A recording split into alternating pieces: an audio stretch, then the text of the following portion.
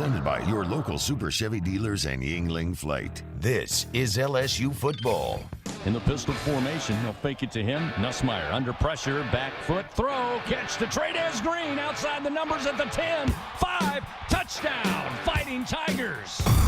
Xavion Thomas curls back at the 40, breaks a tackle and free down the near sideline. 30, 20, 15, 10, 5, touchdown, Fighting Tigers. LSU football on Eagle 98.1, the flagship home of the Tigers. Tonight from Tiger Stadium, it's the LSU Tigers and the Texas A&M Aggies. Now, here's Charles Hanagriff and Matt Musso. Welcome to Eagle 98.1 Game Day. Good afternoon, everybody. I'm Charles Hanagriff, along with Matt Musso and our entire team at the flagship as we take you up to the kickoff of tonight's game between the LSU Tigers and the Texas A&M Aggies. The Tigers come in with a record of 5-2, 1-2 in the Southeastern Conference, and ranked 20th in the nation by the AP, 19th by the coaches. Last week, LSU lost to Vanderbilt 31-24 in Nashville. The Tigers' season has reached a crossroads. Their margin for error is all but gone if they realistically hope to reach the 12-team college football playoffs. A win tonight would keep those hopes alive heading into their second bye week. A loss would force LSU to take a long look at a season slipping away. To beat the Aggies, LSU will have to be better offensively, led by quarterback Garrett Nussmeier, himself having an uneven campaign. Nussmeier's ups and downs have never been better exemplified than they were in this game a year ago. He played a strong first half, leading the Tigers to a 10-point lead at the break. But in the second half, he threw 3 interceptions, which went a long way towards sending LSU home with a 15-point loss. There are many facets to this particular game, but it's hard to see the home team emerging victorious tonight if their senior signal caller isn't on his game. Texas A&M is 7-0, 4-0 in SEC play, and ranked 3rd in the country in both polls. Last week, the Aggies beat Arkansas 45-42 in Fayetteville. Back to last year's game again. Part of what flipped the script was the Tiger turnovers. The other part belonged to Aggie quarterback Marcel Reed, who entered the game and ran for 3 second-half touchdowns. That put an end to the timeshare at the position for A&M, and Reed's been at the helm ever since. While his rushing numbers are short of those of Diego Pavia and Trinidad Chambliss, the 2 quarterbacks that have beaten LSU, he still represents a threat to run, and his passing numbers are slightly better than Nussmeier's for the season. A&M's defense has run hot and cold. After allowing 40 points to Notre Dame, the Aggies allowed only 36 points over the next 3 games, all in league play. But last week, Arkansas, with Bobby Petrino back in control, put 527 yards and 42 points on the board. LSU take about 3/4 of that right now, maybe even 2/3 of that. We'll be fighting the weather with the Tigers while the Tigers fight for their season tonight. Musso, if there's a late season run in this group, it's got to start tonight. It absolutely does. And, that's one of the things I was going to say, Haney, is which A&M defense shows up and does it matter? That's an honest question. Can LSU actually take advantage? You've seen them go against an Ole Miss defense that many think isn't good and struggle to put up points and yards there. A&M, the pass rush for them really, really bothers me tonight. Cassius Howell, he's awesome. And I know Karius Kern's going to get a start at left tackle, which I love.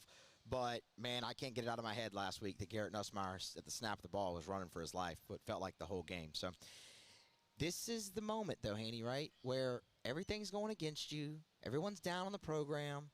And this seems like the way college football normally goes, that these are the ones you somehow pull out and win. They have been very difficult to beat in this building, but we'll see if that holds up tonight. And the rain, which is going to play a factor in some shape or form, whether it is actually raining during the game or if it's just a very, very slick field. We're here at Rouse's, just a very short drive over to Tiger Stadium. Let Rouse's be your game day headquarters and cover your spread, your tailgating spreads for all of your food, your beer, your wine, your spirits, and all of the extras that you need for tailgating. Make it Rouse's here at the corner of Burbank and Lee. This is Eagle 98.1 Game Day. At Bayou Automotive, we believe in a sales process that puts you first. We want you to experience an easy purchase with clear pricing and great service. Let Bayou Ford and Bayou Chrysler Dodge Jeep Ram be your trusted partners in finding your perfect vehicle. The crew at Bayou Automotive is going to do right by you. At Ochsner, we know healing is a team sport. That's why we've partnered with world-renowned orthopedic surgeon Dr. James Andrews to create the Ochsner Andrews Orthopedics and Sports Medicine Institute. Whether you're a professional athlete or a weekend warrior, our team of specialists are dedicated to getting you back in the game. So whatever your reasons are for reaching your personal best, We've only got one. You. Auctioneer Andrews Institute. Long live you. Raising Cane's is our victory meal. Football fans are some of the most dedicated fans in sports. It's a fundamental quality we share, and that fuels every single order of our hand-battered chicken fingers. Wherever there's football, there's Raising Cane's. One love. Let's go. After a decade of working in private duty nursing, I know how hard it can be to find compassionate care for the ones that you love the most. So I started Decision Critical, a premier concierge nursing agency, so we can take care of you wherever you are. Our highly skilled nurses provide exceptional care from the comfort of your own home with personalized packages for short-term, long-term, or even around-the-clock care. Visit us at decisioncriticalbr.com and give us a call today to get started. When it comes to choosing energy for your family and your home, make the smart choice with natural gas. You can count on efficient and affordable natural gas to keep you comfortable and reduce your environmental impact to help protect our planet. Together, we're fueling our energy future. Atmos Energy. ED, low T, or simply seeking to optimize your health and performance? Goodwood Men's Sexual Wellness offers a range of discreet services to address your specific needs. We empower men to reclaim their health and confidence. Visit yourgoodwood.com. At Luba Workers' Comp, our journey began over 30 years ago with a simple belief: our clients come first. At Luba, our business has always been focused on people, not policies. Through every success and challenge, we've continued to grow because we've stayed true to our values, committed to providing you with genuine dependability. Because your well-being is more than a priority. It's our purpose.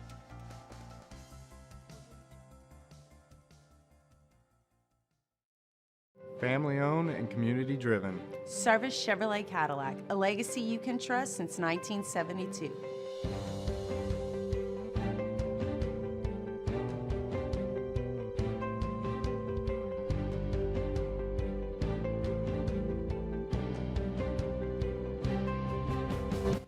Eagle 98.1. Eagle 98.1 Game Day. Skull Session. Offense. Presented by Gulf Coast Bank. Gulf Coast Bank, the bank that cares about you. Now, from the LSU Sports Radio Network, here's Gordy Rush. A couple of score updates before we bring Gordy in. Arkansas leads Auburn 21-13. 5 minutes to go in the third quarter in Fayetteville. Auburn has pulled Jackson Arnold in favor of Ashton Daniels to start the second half. They got a field goal on the first drive, and they trail it now by 8. And they're going to the fourth quarter in Norman. Oklahoma leads Ole Miss 26-25. Ole Miss led this game 22-10 at the half. Well, you get the whole package with Lane Kiffin, don't you? You get you get all of the creative play calls. You get the flamboyant offense. You get some interesting quotes, and you also get going forward on fourth down, deep in your own territory, and taking your starting quarterback out while your offense is rolling. So you get the whole everything's included here. No in between. Yeah, you get the whole package with Lane Kiffin. All right, let's bring in Gordy. Gordy, good afternoon. How are you? Hey, doing great, Charles. Actually watching that game. What a gutsy creative call from his own 35 on 4th and 1. He runs a nice little pick play with the fullback to convert. Yeah, and they had the ball here at the opening of the fourth quarter. Excuse me. I really didn't get taking Trinidad Chambliss out near the goal line at the first half. That one was curious, and then the big risk to go for it on fourth down, deep in your own territory, and basically gift Oklahoma a field goal there. And this one looks like it's going to be a one-score game, so we'll see how that one turns out. Gordy, let's talk on the offense. Let's start up front with the news coming out from Brian Kelly on Thursday that Carius Kern will start at left tackle. So this means now that from the beginning of the season, you've got a new starting left side. Cohen Eccles and Carius Kern on the left side. And I think that while they don't have a whole lot of experience, they may be LSU's most physical two players up front. What do you expect tonight from Kern and the left side of this line? Well, let me tell you, after watching the game film, DJ Chester obviously struggled against Vanderbilt. I mean, both tackles struggled, but Chester in particular struggled in some man-to-man matchups, and I think it was time to go ahead and roll out Kern at this point and let him learn a little bit with that. Look, I think that what I expect, especially with the rain and the inclement weather, is I think A&M, as good as they are up front, is going to go back to the strategy that most teams have run against LSU, except for Vanderbilt, and that's basically a four-man front and then dropping seven. Vanderbilt decided to bring a lot of blitzes, and then they got after LSU, and LSU was able to make some explosive plays against that Vanderbilt defense. I think because it's wet and because A&M's so good up front, they probably feel like that they can handle LSU, the run game, and get some pressure with just putting four on the line of scrimmage. How will LSU account for Cassius Howe? He's the SEC leader in sacks with 7.5. You've got two pretty green tackles out there.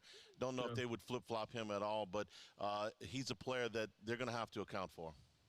Yeah, a lot of 12 personnel. I think a lot of two tights, and you saw that in the Vanderbilt game, and I think you'll see more of that. Bauer Sharp's got to have a better game blocking.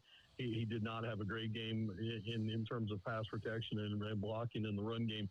They're going to need both of them with these young tackles, and that's what I expect LSU to do.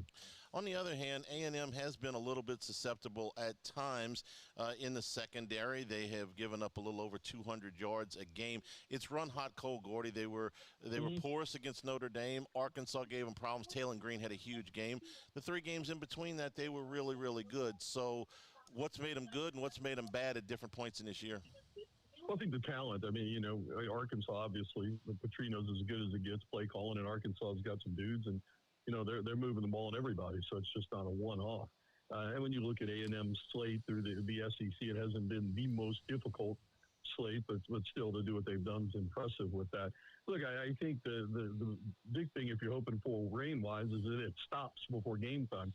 Because I think a wet field and a dry ball really helps the LSU passing game, and it's tough as a DB on a slick field to react when you're reacting, right? So you're reacting as soon as a receiver who knows where he's going is able to plant his foot and make a cut. So I think there's some opportunities in the pass game. I expect them to play a lot of shell tonight and try to keep the ball in front of them. But for LSU to be able to throw the football, again, the key in all this is they cannot be one-dimensional like they were a year ago in College Station. They've got to continue to pound the run in there. And hopefully we get a little bit, we get some more Harlem Berry, and then hopefully Caden Durham is that ankle's a little bit healthier. This is going to come probably as a surprise to some LSU fans. You may have noticed they're in a pretty foul mood this week. But LSU's offense, actually in the last two games, the yards per play numbers are up. Is LSU better offensively now than they were 3 weeks ago? Yeah, they are better, and I think it's been because they've made a commitment to run. And then, some of it, again, I go back to, I think what might be a little misleading against Vanderbilt. Even though they didn't have a whole lot of plays, Vanderbilt, brought a lot of pressure packages, and because they did that, they opened up a whole lot of big plays. I don't expect Texas A&M to do that. I do think they are better, but again, it's red zone execution and the timing of just some of the miscues, the penalties. You had a penalty that gave a touchdown on that when Durham got it down on the 1 yard line. And then when you did get the ball back, those two times in the fourth quarter, you had penalties and mistakes. And again, it's just the consistency and the execution that you can't do when the margin of error, as tight as it is now today in college football, you can't do the things they're doing. The reason that it's surprising is because LSU has not turned the yards into points. Their red zone problems, maybe the biggest problem on this entire team, Gordy. So what, if anything, might we see differently in the red area for LSU?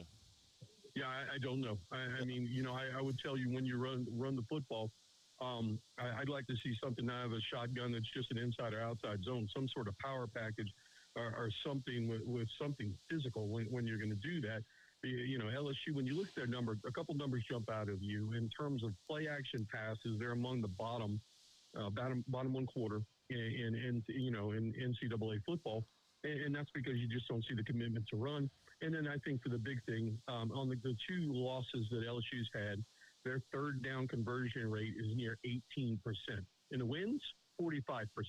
This was a very good third down conversion team a year ago with Nussmeier and back with Mason Taylor. They've just struggled. They stayed behind the chains, and they've made too many mistakes and not executed in big times in those two games that they lost. A year ago, Garrett Nussmeier had really a tale of two halves. It was a really good first half and a terrible second half. I think even he would tell you that. I'm not sure what's on his mind. It's been kind of that way this season, Gordy. At times he's been really good. At times he's been really bad. And I don't know what, honestly, to expect from him in this game. No, I thought he was better last week, against Vanderbilt.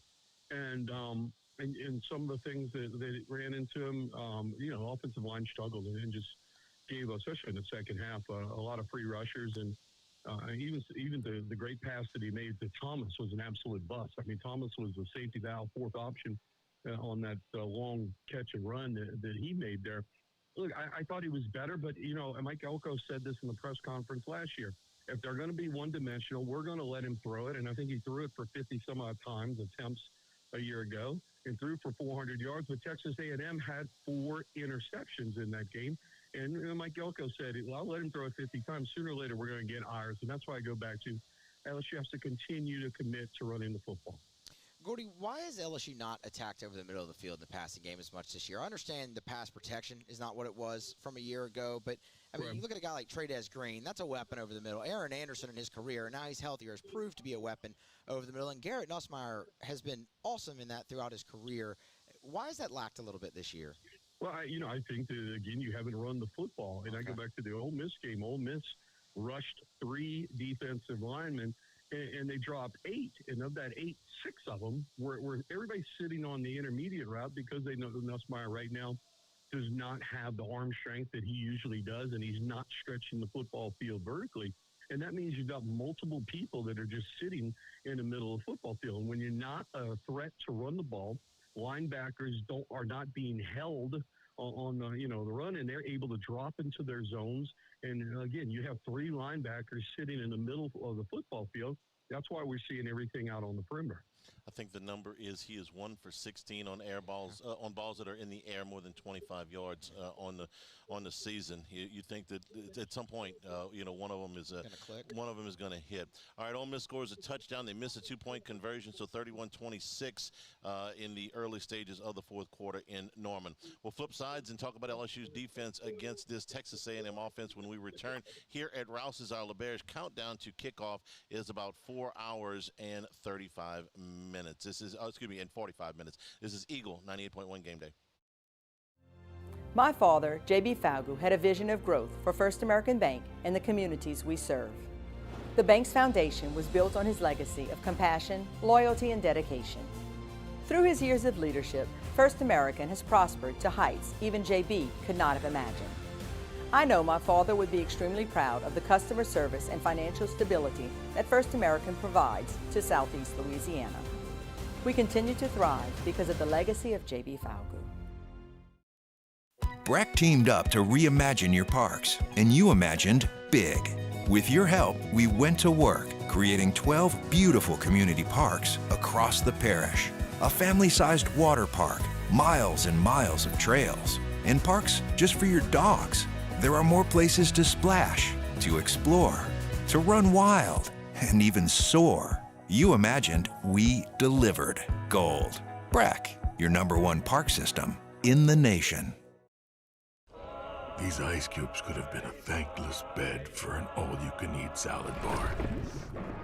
But instead, they cradle and cool the crisp, refreshing Dos Equis. Nicely done, ice cubes. Need security services you can count on? With Veteran Security Services, you're always protected. Locally owned and proudly serving the Gulf Coast, they're not some big national firm chasing profits. They're neighbors protecting neighbors. From petrochemical plants and healthcare facilities to port and maritime operations, Veteran Security delivers reliable protection you can trust. Choose community. Choose confidence. Choose Veteran Security Services. Visit veteransecurityfirm.com. Mornings with Brian Haldane is the only live and local talk show in the capital city. Get the news from the newsmakers, along with traffic and weather updates throughout the morning. The conversation starts weekday mornings at 6 on Talk 107.3. Trust isn't given, it's earned by showing up, leading the way, and performing at your best when it matters most. Our Lady of the Lake sports medicine experts know what it takes to improve performance and build champions at every level. That's why LSU chose Our Lady of the Lake as its championship health partner, trusting Louisiana's best medical team to care for our state's best athletes. From championship athletes to everyday champions, trusted care starts here. I trust the lake.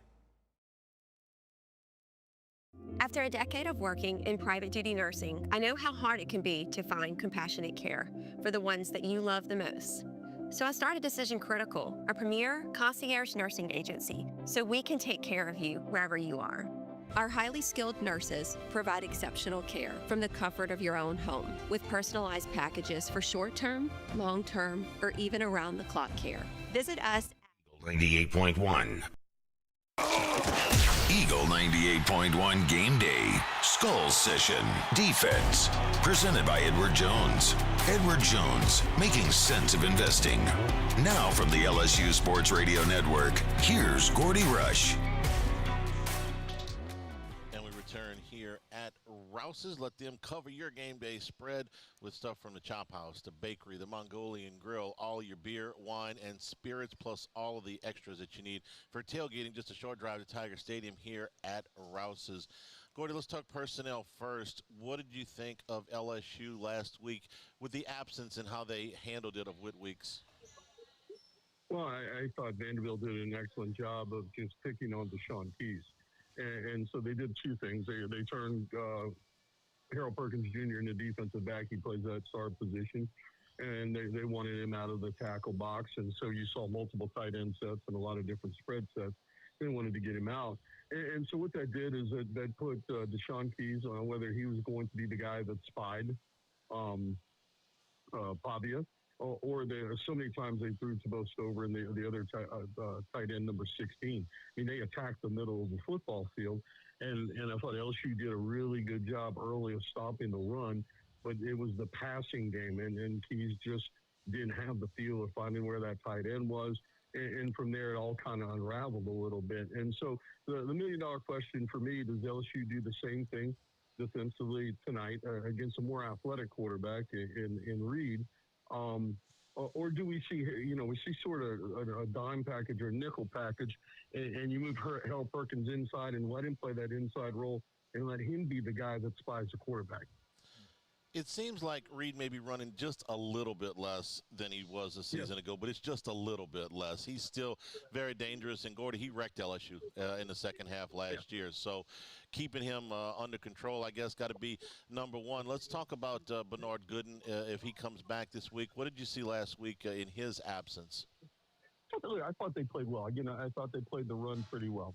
Most of the plays, it was about Pavia and his creation, and the defensive tackle did not make a difference there. That being said, Gooden is, the way he's able to get upfield and his explosiveness is a huge plus. And again, it gives you numbers. And that was one of the things LSU got really deeper in their rotation, especially the defensive end spot. So I think having Gooden back is a big deal. And I think you're correct about Reed.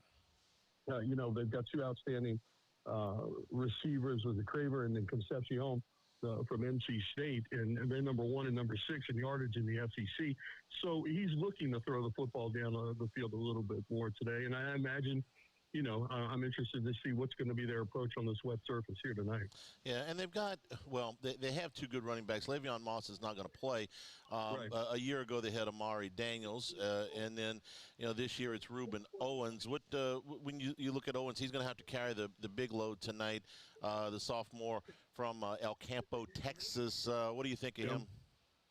No, he's impressive. I mean, they're physical. Look, it's Mike Elko, it's Tommy Moffitt. Their DNA is going to be physicality, and that's what you see when you put on the tape. And especially in the second half, they start wearing teams down on both sides of the football. And again, you're not going to want to throw the ball 30 times tonight in these elements, whether it's raining or it stops and the field's dry. I think A&M is going to try to lean on LSU. One other thing on the special teams is what I wanted to ask you about. they have a very good return team. Yep. Casey Concepcion is one of the top punt returners in the league. Terry Busey, you don't see a ton of kickoff returns anymore. Somehow he's managed to bring back more than anybody in the conference. So a concerted effort maybe to make sure. Look, when LSU hasn't gotten the ball to the end zone, it hasn't been often. The kickoff coverage has been a little bit spotty. Yep. So something to watch here tonight with both the punt and kick return games for A&M. Yeah, I think it's a great point. Tonight the footing's going to be spotty, right? So is this a night that maybe we're going to try and sky kick, right? Or you're going to do something if you don't feel confident that the plant foot's going to be there and you're going to put it out the end zone? No question. Games like this, right? And I go back. If it stops raining, this field is soaking wet. I mean, I walk down there and I'm in rain boots. I'm in the black boots tonight, Charlie. You were due some bad weather. You've been on a hell of a run. Yeah, you know, your streaks ended. Kind of do. I couldn't wear the mesh foot joist tonight. My toes were already wet by the time I walked to the stadium. So I'm in the big Nike military boots tonight. Yeah, if things like that, if it stops raining, this feels like that. The defense is at somewhat a disadvantage, and yeah, that does open up the possibility for big plays in the special teams game.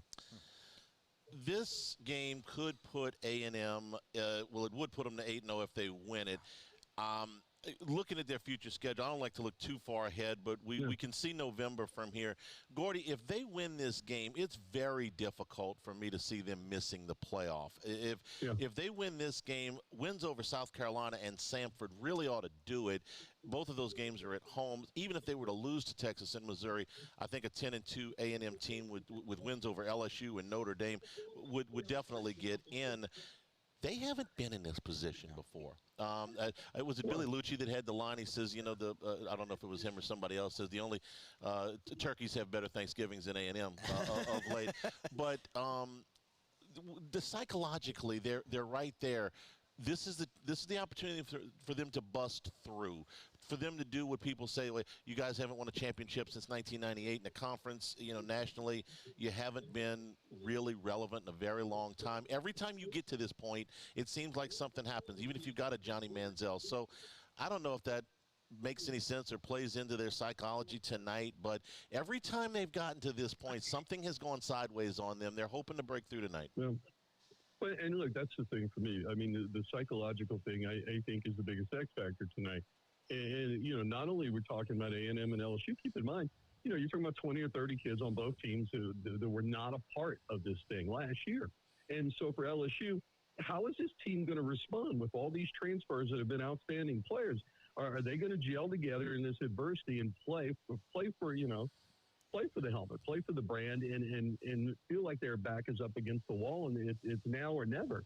And for Texas A&M, I'd ask you, does it matter with the new faces that they have in? And, they don't have the memory of what has happened in the last couple of years when they've got to November, and are they able to just, are they able to come out here and play loose? I think it's a tremendous, the X factor could possibly very much go in LSU's way. I think LSU is going to come out and play tonight, and it's at home.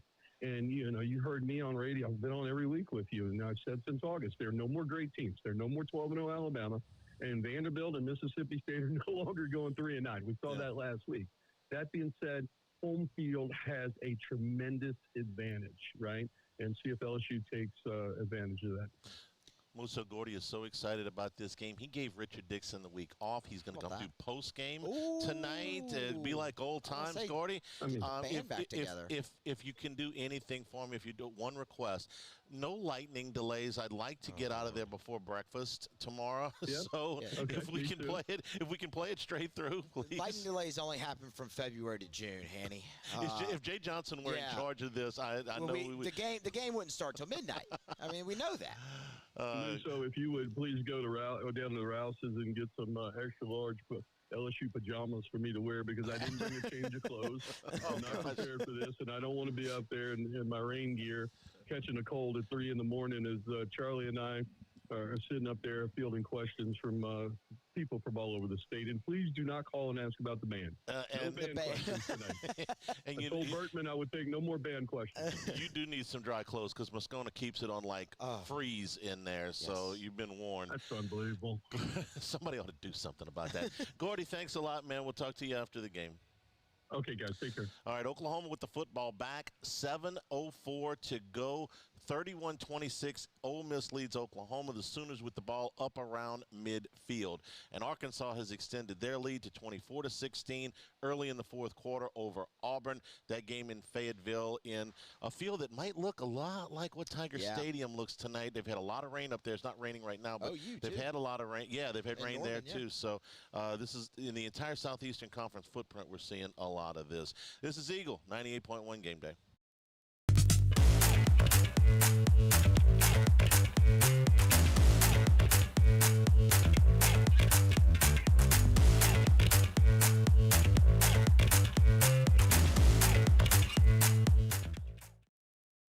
When it comes to pipe fabrication, time is money. And at River Parish Contractors, we make every second count. Our 36,000 square foot shop is ready to take on your projects right now. With experienced welders, precise fittings, and fast turnarounds you can trust. Whether it's a single custom spool or a full-scale run, we have the capacity and the skill to keep your job on schedule. Call us or visit rpcontractors.com for your quote. That's rpcontractors.com. These are the luckiest ice cubes in the world. They could have been a thankless bed for an all-you-can-eat salad bar. But instead, they've been called upon to cradle and cool a crisp, refreshing Dos Equis. Looks like the lucky just got luckier. Dos Equis. Breck teamed up to reimagine your parks, and you imagined big. With your help, we went to work, creating 12 beautiful community parks across the parish. A family-sized water park, miles and miles of trails, and parks just for your dogs. There are more places to splash, to explore, to run wild, and even soar. You imagined, we delivered. Gold. Breck, your #1 park system in the nation. ED, low T, or simply seeking to optimize your health and performance? Goodwood Men's Sexual Wellness offers a range of discreet services to address your specific needs. We empower men to reclaim their health and 98.1. Eagle 98.1 Game Day. Recruiting with Shay Dixon from On3 Sports. Presented by WCK Foundation Repair. WCK Foundation Repair. Support your home team. And we bring in Shay Dixon from On3. Shay, good afternoon. How are you? I'm dry right now, Charlie, because I have not braved the elements yet. But whatever forecast we had brewing for the week, it's rang true so far. Yeah. Well, if you're going to the game, you're not going to stay dry for very much long. I'm not sure. We've seen the forecast, but I saw earlier today 30% at kickoff, but I mean, I don't know what that means for the rest of the game. I don't either. It's going to rain. Like it's going to rain. Charlie, I'll say this, Charlie. My first game as a student was the Oregon State game, so I'm built for this. I could go stand out there in the rain for 4 hours in a delay. No problem. I was at the worst weather I've ever had in Tiger Stadium, the '88 Miami game, followed very closely by the '93 Florida State game. That's where I thought you were going. Well, take your pick. They were both pretty. They were both pretty nasty. All right, Shay, let's talk about visit list this weekend and some of the names that we'll be seeing later today. Yeah, I think the headliner here, and look, they'll have their normal commits back in town, and they've got a number of 5-stars or staying in town, like Lamar Brown, a D lineman, #1 player, athlete in the country, because he can play O-line or D-line. But I think beyond that, look, we're a couple of months from signing day, and the coaching carousel spinning. And last I checked, Arkansas was beating Auburn. So one school without a coach, and another that may have a coaching opening sooner than later. And with Hugh Freeze on kind of the hot seat talk heating up, a couple of Auburn 5-star commits will be here today. One of them's a receiver, Jace Matthews. He's the #1 receiver in the country. Obviously, LSU did have Tristan Keys committed out of Mississippi at one point. Since then, Tristan Keys and Jace Matthews have sort of flipped, both Mississippi guys, but now Matthews is #1, and he's making a visit. And Braylon Womack, another kid actually out of Mississippi, is he's the #2 safety in the country, but a 5-star. And was a guy LSU had been in on, Charlie, that before he committed to Auburn a few months back. And now both these guys, like we had an interview with Womack who kind of said, hey, look, Dad was talking about it, we don't know what's about to happen at Auburn. Like, everyone we've committed to may not be on that staff in a month and a half, 2 months, or maybe by tomorrow. So they were going to go out and make visits. And for Matthews and Womack, their first visit is LSU. So for all the folks who've asked kind of what do the coaching changes mean for high school recruiting, we're finally seeing kind of a real thing happen here of, hey, look, even before you have a coaching change, if it's hot seat buzz is heating up, then guys are going to start making visits. 7 openings in the Power 4, and we're not even to Halloween yet. So how many – I'm not going to ask you how many jobs are going to open. Nobody knows that. But I'm going to ask you to kind of guesstimate how many players would you say have a real a decision that is based on a coach that may not be there. We could see another 7 to 10 more in the Power 4, excuse me. So how many, just guesstimate, Shay, how many kids out there are saying, just hold up, I need to see who the coach is going to be next year? Yeah, I mean, add them together right now between Florida, Arkansas, Auburn, Auburn kids making visits, but if that changes, those guys, and everyone's got between 15, 20-something recruits committed to them. Obviously, it'll be case by case, but there's a perfect example. Kids who were in just a border state like Mississippi and are high-profile recruits who no team ever really let up on now are saying, and look, it's not even the kids who are saying it, it's parents are saying, look, we've committed to this program. If no one's going to be there that we're committed to, then we need to go ahead and start figuring out what is the next best option for you. So while we do have to play this waiting game and no one can transfer or anything like that until after the season, we're seeing it sort of happen in real time with high school recruiting beyond just quarterback, which would be evident, right? Like, if I'm committed to your program, Charlie, and you get let go, and Musso comes in and takes over, and he brings his quarterback commit or player on the team with him through the portal, it's not a great fit for me anymore. And often they commit to quarterback coaches or OCs, whatever it might be, and that happens all the time.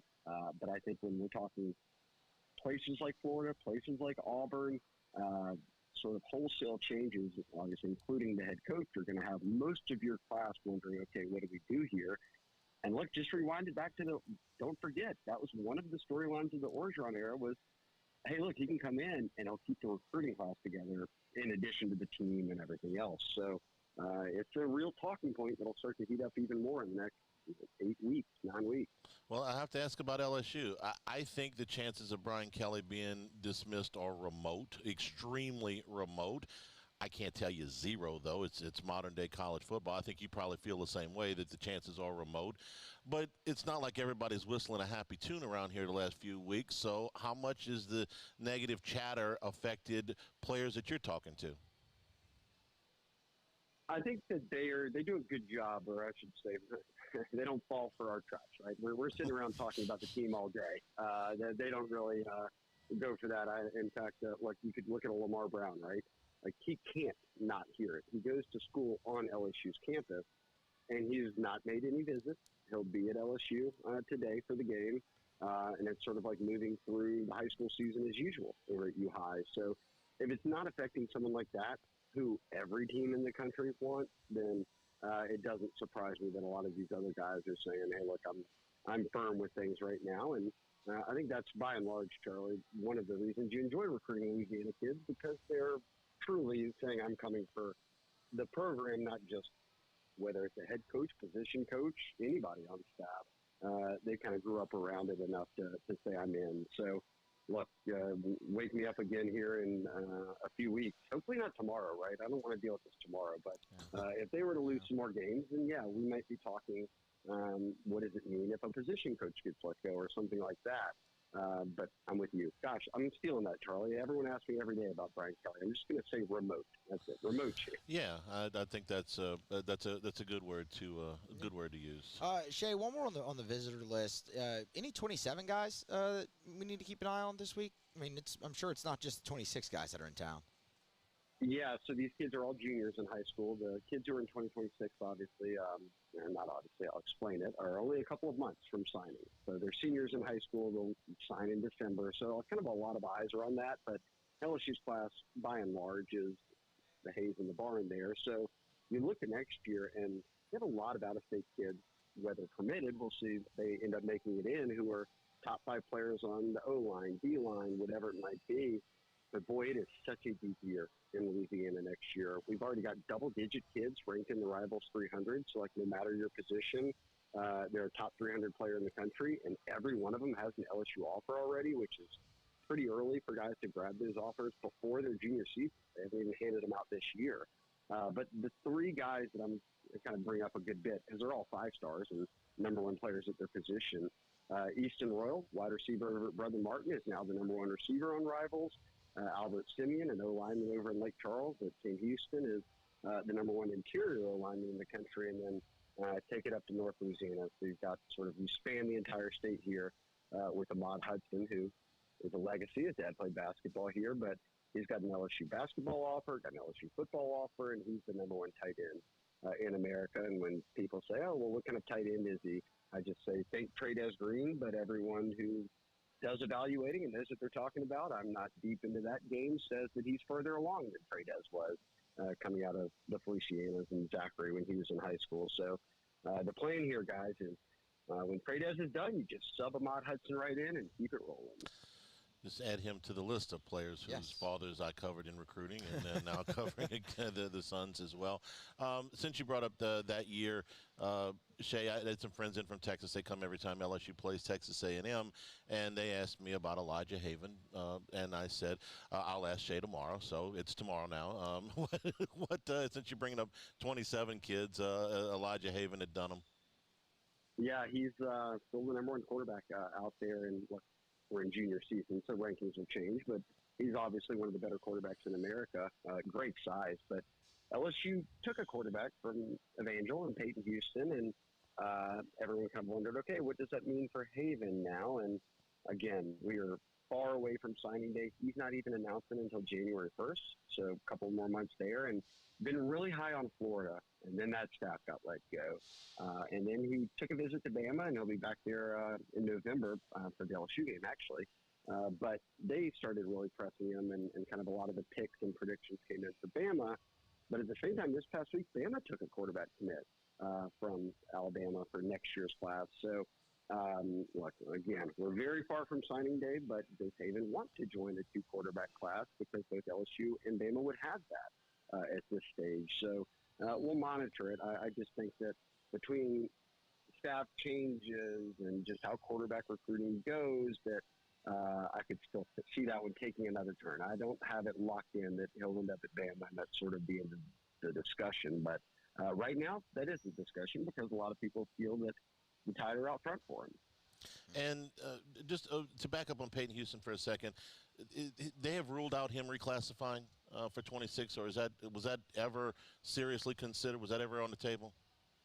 It may have been behind closed doors. I didn't really catch that buzz, at least not that it being on the verge of a thing that was really happening. And now we're, a month out from playoffs and all that. So it would have happened by now. So I think that we're talking portal again, Charlie. Surprise, surprise. 3rd year in a row, probably. Shay, what's coming up after the game with you guys on 3? I'm going to will this into existence. We're going to catch up with all the recruits after the win, right, and see what they thought of the game. But it's a massive visitor list. I mean, of the kids who have a college offer, at least one, they'll have almost 100 kids on campus today between juniors and seniors. So it'll be their biggest recruiting weekend of the year. Kind of stinks with the weather here. We'll see how many kids end up being able to make it or not. But this is a marquee game. Boy, if they can pull off this win and right the ship before the bye week, then it's going to do wonders for everyone's, I think, blood pressure around Baton Rouge or any Louisiana LSU fans. But at the same time, it'll stabilize recruiting if anyone fears that it could get rocky. Check them out on the Bengal Tiger after the game. Shay, as always, we appreciate it. Take next week off, and we'll be back for that Bama game in 2 weeks. Have some fun. Well, enjoy the day, guys. Stay dry out there. We'll do the best we can. We're brought to you by Supreme Rice, supporting our Louisiana farmers since the 1930s. Part of the Climate Smart program, reducing methane emissions and promoting water conservation. In addition to having a delicious product, the brown, the long grain, the medium grain, the jasmine, or the parboiled rice, pick up Supreme Rice wherever you buy rice, including right here at Rouse's. You're going to get a delicious product. You're going to get a terrific price. All of our product is grown, milled, and processed right here in South Louisiana. It's been that way since the 1930s. For more information and great recipes, check them out at supremerice.com. This is Eagle 98.1 Game Day. At Bayou Automotive, we believe in a sales process that puts you first. We want you to experience an easy purchase with clear pricing and great service. Let Bayou Ford and Bayou Chrysler Dodge Jeep Ram be your trusted partners in finding your perfect vehicle. The crew at Bayou Automotive is going to do right by you. Baton Rouge's home for real rock. It's Eagle 98.1. Foo Fighters. Led Zeppelin. AC/DC. Pearl Jam. And the flagship home for LSU sports. Take us anywhere with the Eagle 98.1 app. Eagle 98.1 is the rock station. Today, we are shaping tomorrow. We are researching how extreme stress impacts the immune system, from trauma victims to athletes and even astronauts.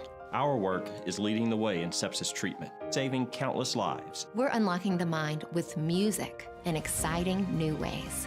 Our Lady of the Lake Health and LSU are improving the health of our state. That's the impact of champions. Imagine the impact we'll have on the future. Together, we roar. Hi, this is Beth Serena. Welcome to my pool.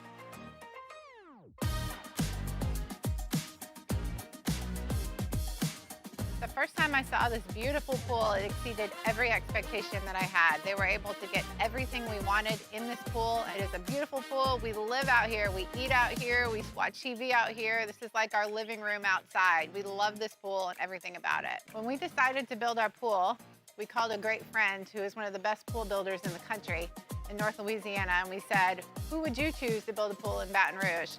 And without a hesitation, he told us Russell Pools. He said their history, tradition of great builds, great pools was unmatched. So of course, who did we call? Russell Pools.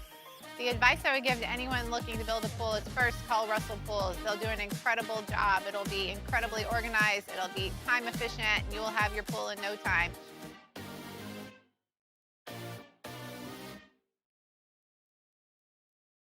At Auctioner, we know healing is a team sport.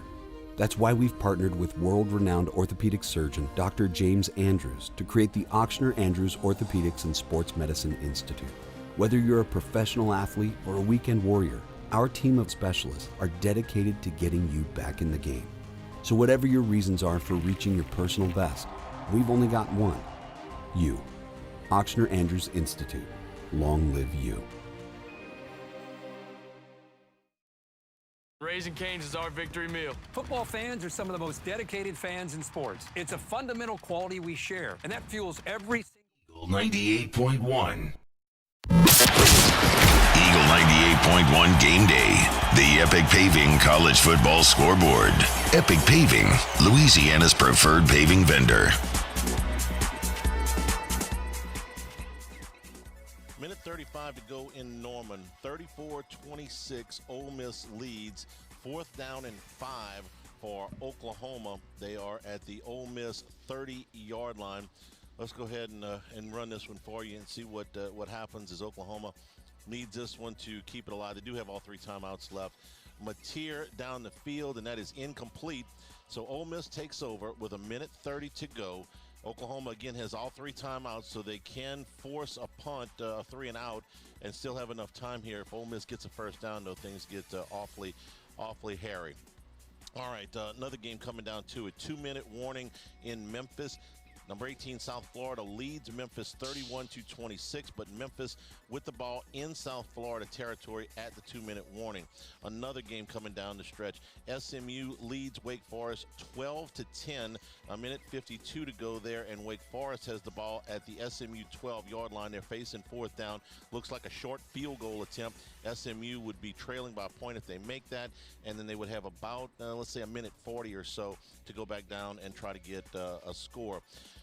Number 7, Georgia Tech leading Syracuse 41-16. That's 2 minutes to go there. Auburn has taken the lead over Arkansas 27-24.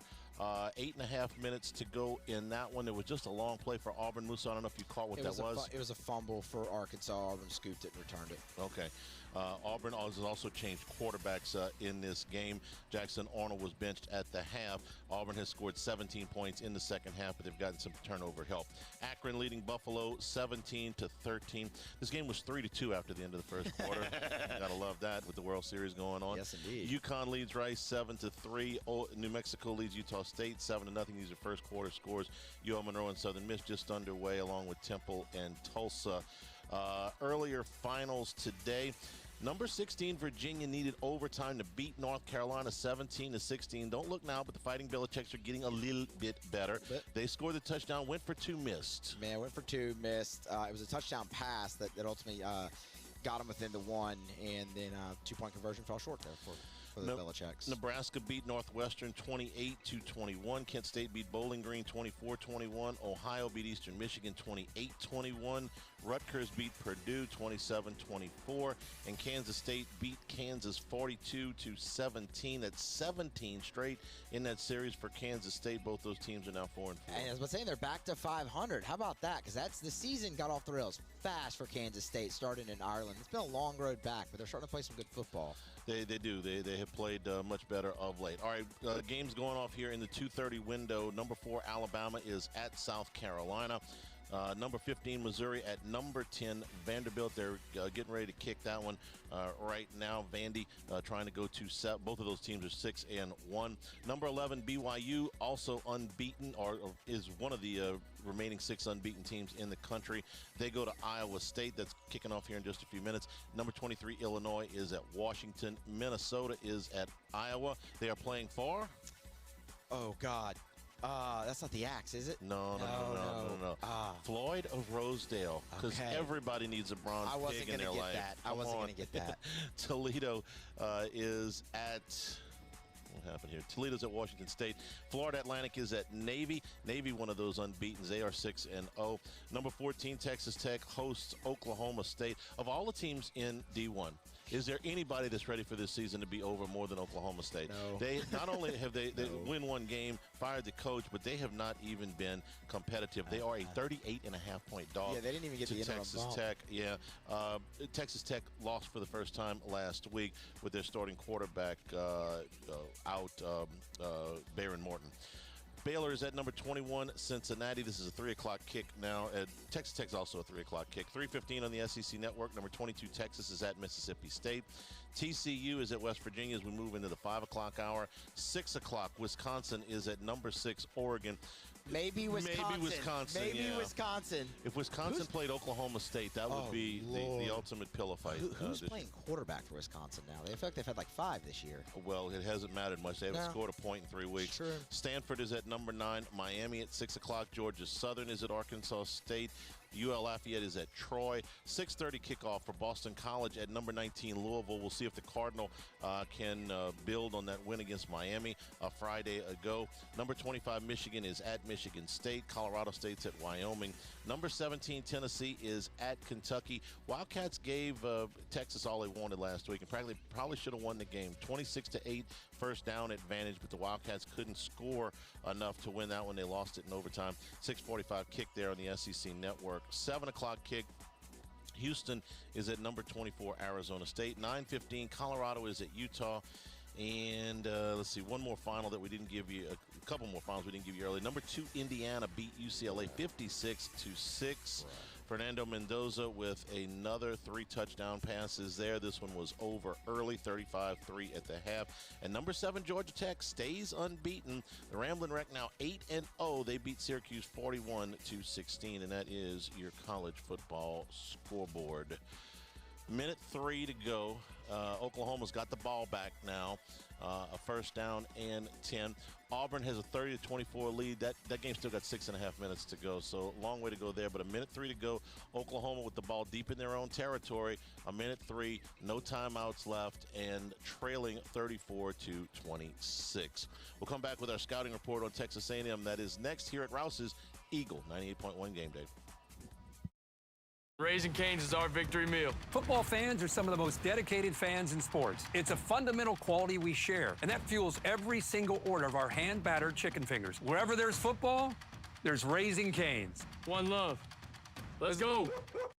When it comes to choosing energy for your family and your home, make the smart choice with natural gas. You can count on efficient and affordable natural gas to keep you comfortable and reduce your environmental impact to help protect our planet. Together, we're fueling our energy future. Atmos Energy. Flight by Yingling is raising the bar by crafting the next generation of light beer. With only 2.6 carbs and 95 calories, this is premium refreshment 6 generations in the making. Flight by Yingling. Raise the bar. Need security services you can count on? With Veteran Security Services, you're always protected. Locally owned and proudly serving the Gulf Coast, they're not some big national firm chasing profits. They're neighbors protecting neighbors. From petrochemical plants and healthcare facilities to port and maritime operations, Veteran Security delivers reliable protection you can trust. Choose community. Choose confidence. Choose Veteran Security Services. Visit veteransecurityfirm.com. While Louisiana politics can seem like they're from another planet, Moon Griffon isn't afraid to bring politicians back down to earth. Listen to the Moon Griffon Show weekday mornings at 9 on Talk 107.3.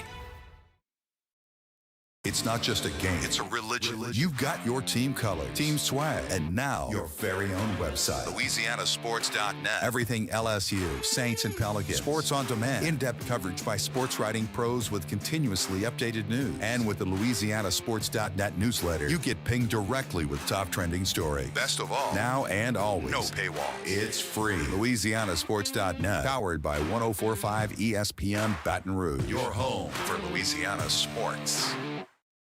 We typically think of stress as being bad for us. At Our Lady of the Lake and LSU, we are researching how certain types of stress, such as exercise, can be good for our immune health. By studying people under extreme stress, such as athletes, astronauts, service members, and first responders, we're learning how to improve the immune health of everyone. That's the power of research. That's the impact of champions. Together, we roar. In South Louisiana, you can always count on good people coming together to help our children.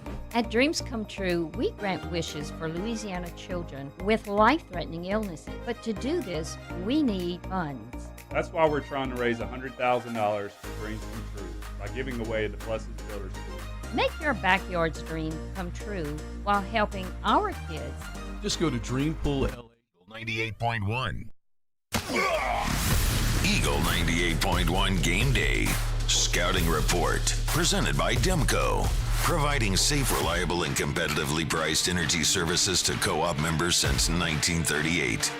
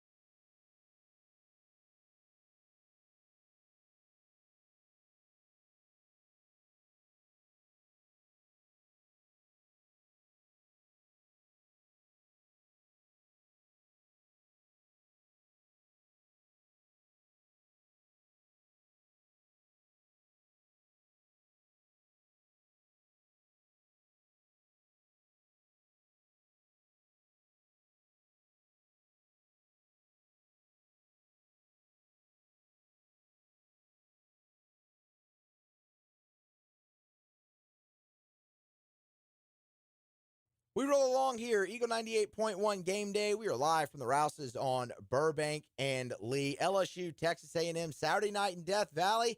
Weather, going to be a question in this one. Hope you brought your ponchos if you're going to the game. But a bigger question is how LSU plays complimentary football enough to win this game against the top 3 team.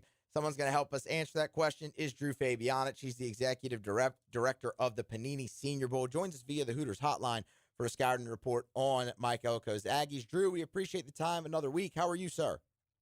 Good. I'm doing fine, Matt. Always love being on with y'all. Absolutely.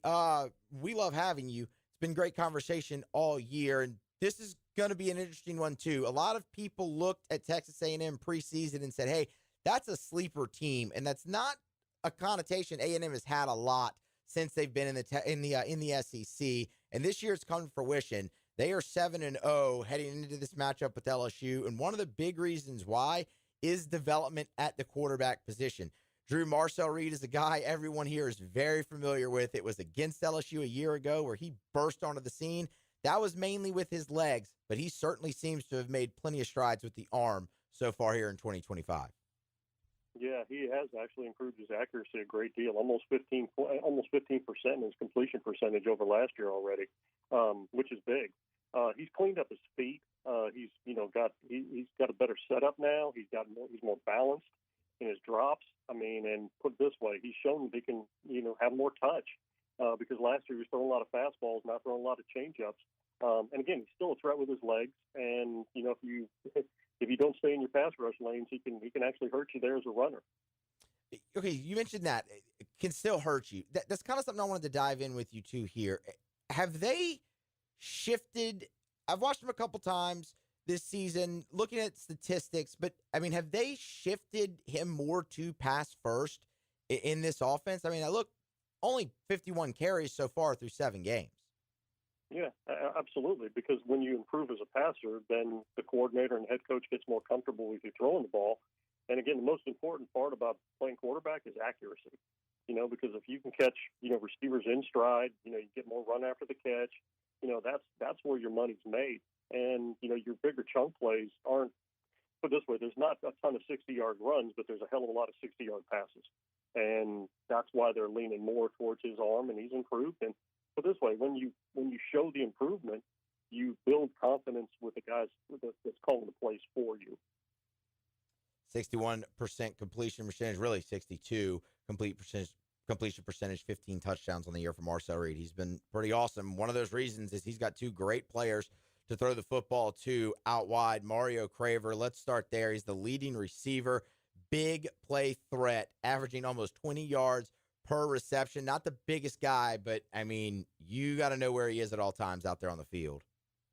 As you would say, he's not the biggest guy, but he's the most dynamic guy on the field. And with the ball in hand, I mean, he is special. I mean, he's got great vision. He's got great start and stop. His run after catch is huge. I mean, I go all the way back to that Notre Dame game where I think he broke 2 tackles on the edge, just catching like a 10-yard out and, turned it into a 70-yard touchdown, if I remember right.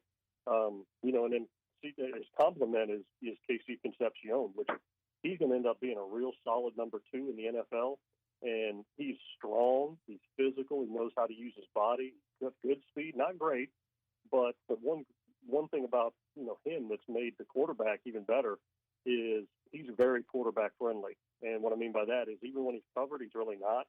And he's really good with contested catches, and he's really strong, and he's got really strong hands. And his run after catch isn't as big as Craver's, but his yard after contact is, because he's a big, strong receiver that needs to be accounted for too. So, guess what? You better figure out which one you're going to double, or they're going to put Robert Craver in the slot and really put some pressure on the nickel and the safeties that way.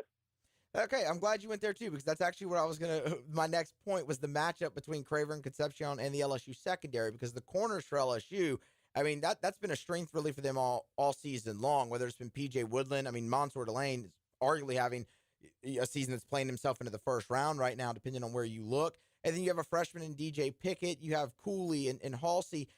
Who kind of draws that assignment best, do you think, if they do move Craver into the slot? I think I do. I mean, and put it this way, they're probably going to have to go with a dime I mean, and they're probably going to have to move one of the corners into there because, again, he's a matchup issue. And you better have somebody that's got really, really good feet and really good cover skills that can handle his routes and match his routes, which is hard for anybody. So I don't know who they're going to do that with, but I would assume that they're going to move him around a little bit and make you account for him somehow, some way. Let's talk about Nate. I'm going to try this here, this last name. Nate Borkircher. He's a tight end for A&M. Big body. They use him in the passing game. They've even handed the ball to him a couple times this season, which is kind of crazy. What really is the strength of his game? Is he more an inline blocker, or is he kind of the perfect combination you look for at a tight end? He's kind of that perfect combination. When you say wide tight end, that's what I talk about when it's a wide tight end, a guy that can block in line and a guy that can be a threat in the pass game. You know, there's not a lot of George Kittles in the world. You know, there's not a lot of Hawkinsons in the world. I mean, again, there's most of these tight ends now are detached tight ends or receiving tight ends. This guy transferred from Nebraska, and he's shown that he can do both. And, you know, he's slowly climbing, and he's showing people that he could be that complete tight end.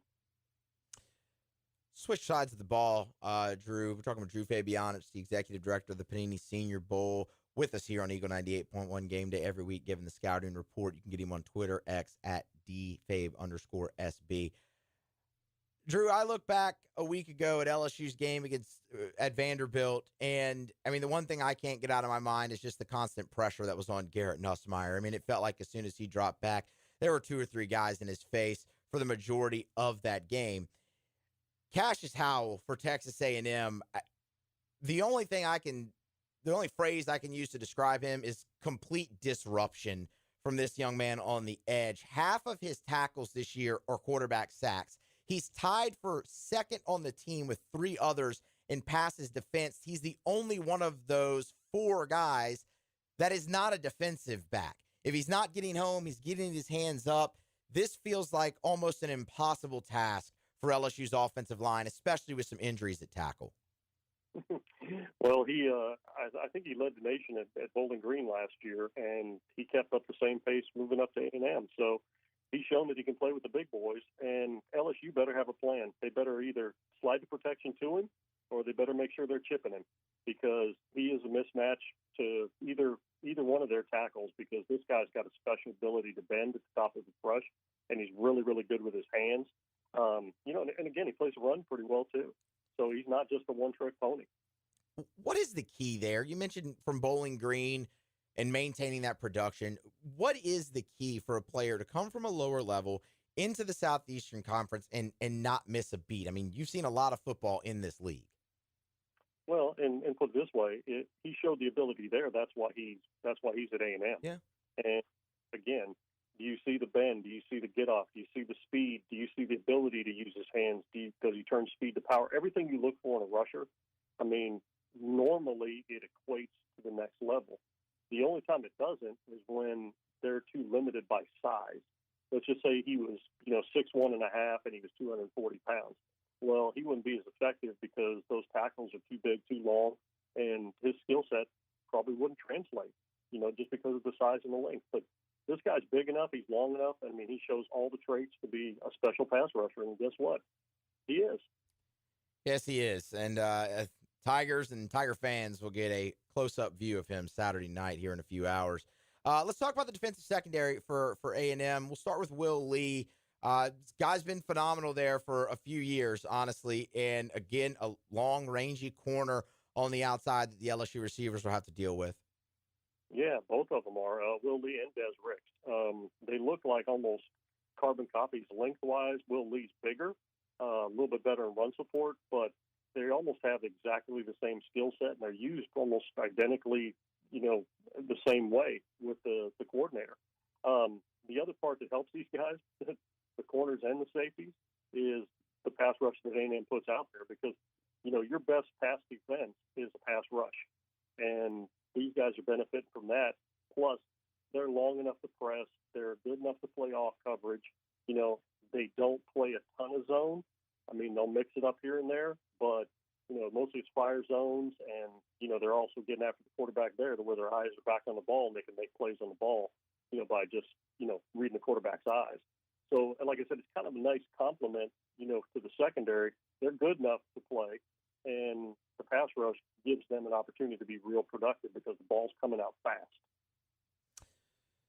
LSU wide receivers, they haven't been as productive, I think, as many, but there's a lot of issues that go into that, not just the passing game, obviously, on that side of the ball for LSU, and that's going to be a big challenge for them against Lee and Des Ricks. Drew, we appreciate it, as always, man. The time, very much appreciated. The insight, very much appreciated, and we look forward to doing it again in a couple weeks for Alabama. Thank you. Thank you, Matt. Appreciate y'all. Have a good day. You do the very same. That is Drew Fabianich, the executive director of the Panini Senior Bowl. We're going to grab a break, come back on the other side. Continue count you down. This is Eagle 98.1 Game Day. These ice cubes could have been a thankless bed for an all-you-can-eat salad bar. But instead, they cradle and cool the crisp, refreshing Dos Equis. Nicely done, ice cubes. When it comes to pipe fabrication, time is money. And at River Parish Contractors, we make every second count. Our 36,000 square foot shop is ready to take on your projects right now. With experienced welders, precise fittings, and fast turnarounds you can trust. Whether it's a single custom spool or a full-scale run, we have the capacity and the skill to keep your job on schedule. Call us or visit rpcontractors.com for your quote. That's rpcontractors.com.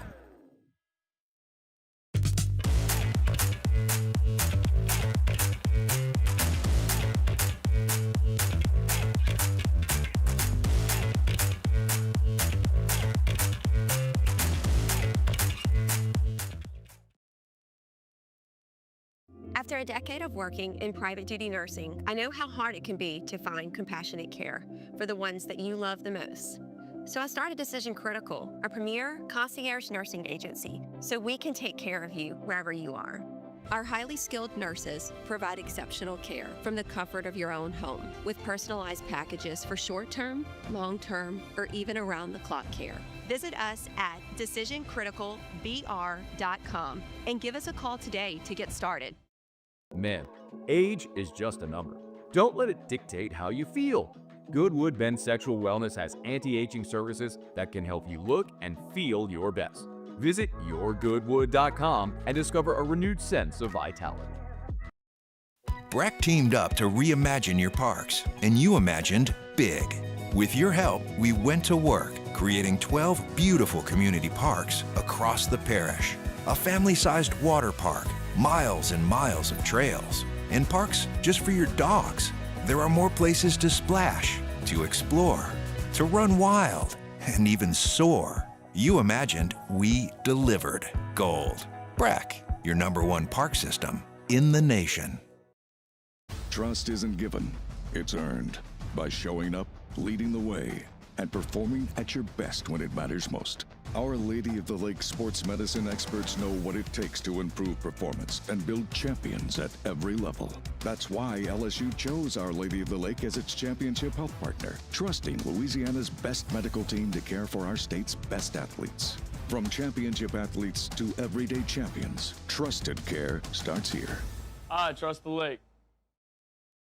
Mornings with Brian Haldane is the only live and local talk show in the capital city. Get the news from the newsmakers, along with traffic and weather updates throughout the 98.1. Eagle 98.1 Game Day. Orderlocks, presented by Supreme Rice. Supreme Rice, grown, milled, processed for generations right here in Louisiana. And we're at the Odd House every Monday. It's red beans and Supreme Rice. Parboiled rice, the Odd Father's personal favorite. Now let's get locked in with Jimmy Ott. And we'll return here at Rouse's. Let Rouse's be your tailgating. Let him cover your tailgating spread here with all of the fixings, all your beer, your wine, your spirits, all of the ice that you'll ever need, all of the extras, plus tons of food here at Rouse's. Come on by and see us if you're on your way into campus. Don't go to the tailgate empty-handed. Jimmy, good afternoon. How are you?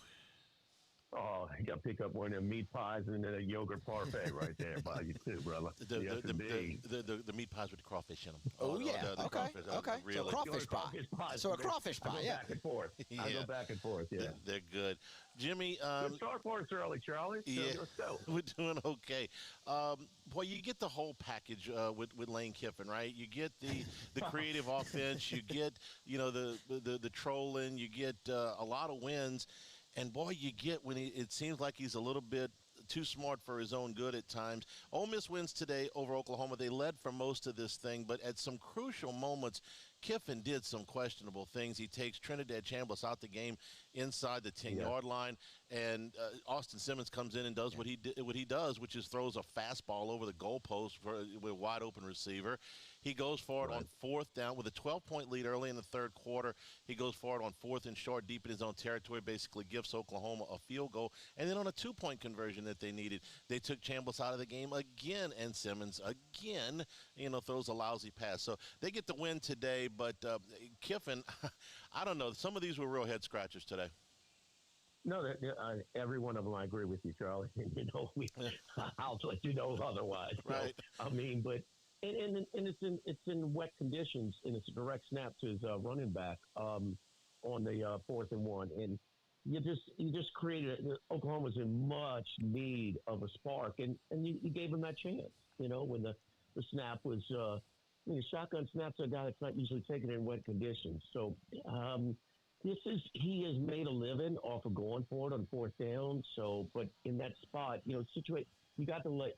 He felt like he had to steal a possession here or there. He felt like he had to get something out of Simmons. And if this is where analytics do not, you got to be prepared. You got to think about that going in. And if you need it, you need it. But when you don't, it's unnecessary. What the hell are you doing? The one thing about it, though, Charlie, minus those handful of plays, he schooled Venables. They put pressure. They throw the ball vertically. He does what he does. They run well enough to when they do pull it, he's got guys open. Chambliss executes. There's some throws, but he made a lot of good ones too. And I thought just for, minus those handful of plays, Lane Kiffin did a number on Venables. Oklahoma's defense is so statistically good, but they have not faced an offense like Ole Miss this year, not even close. And it showed today because Ole Miss's offense and Ole Miss's defense gave them so many stops.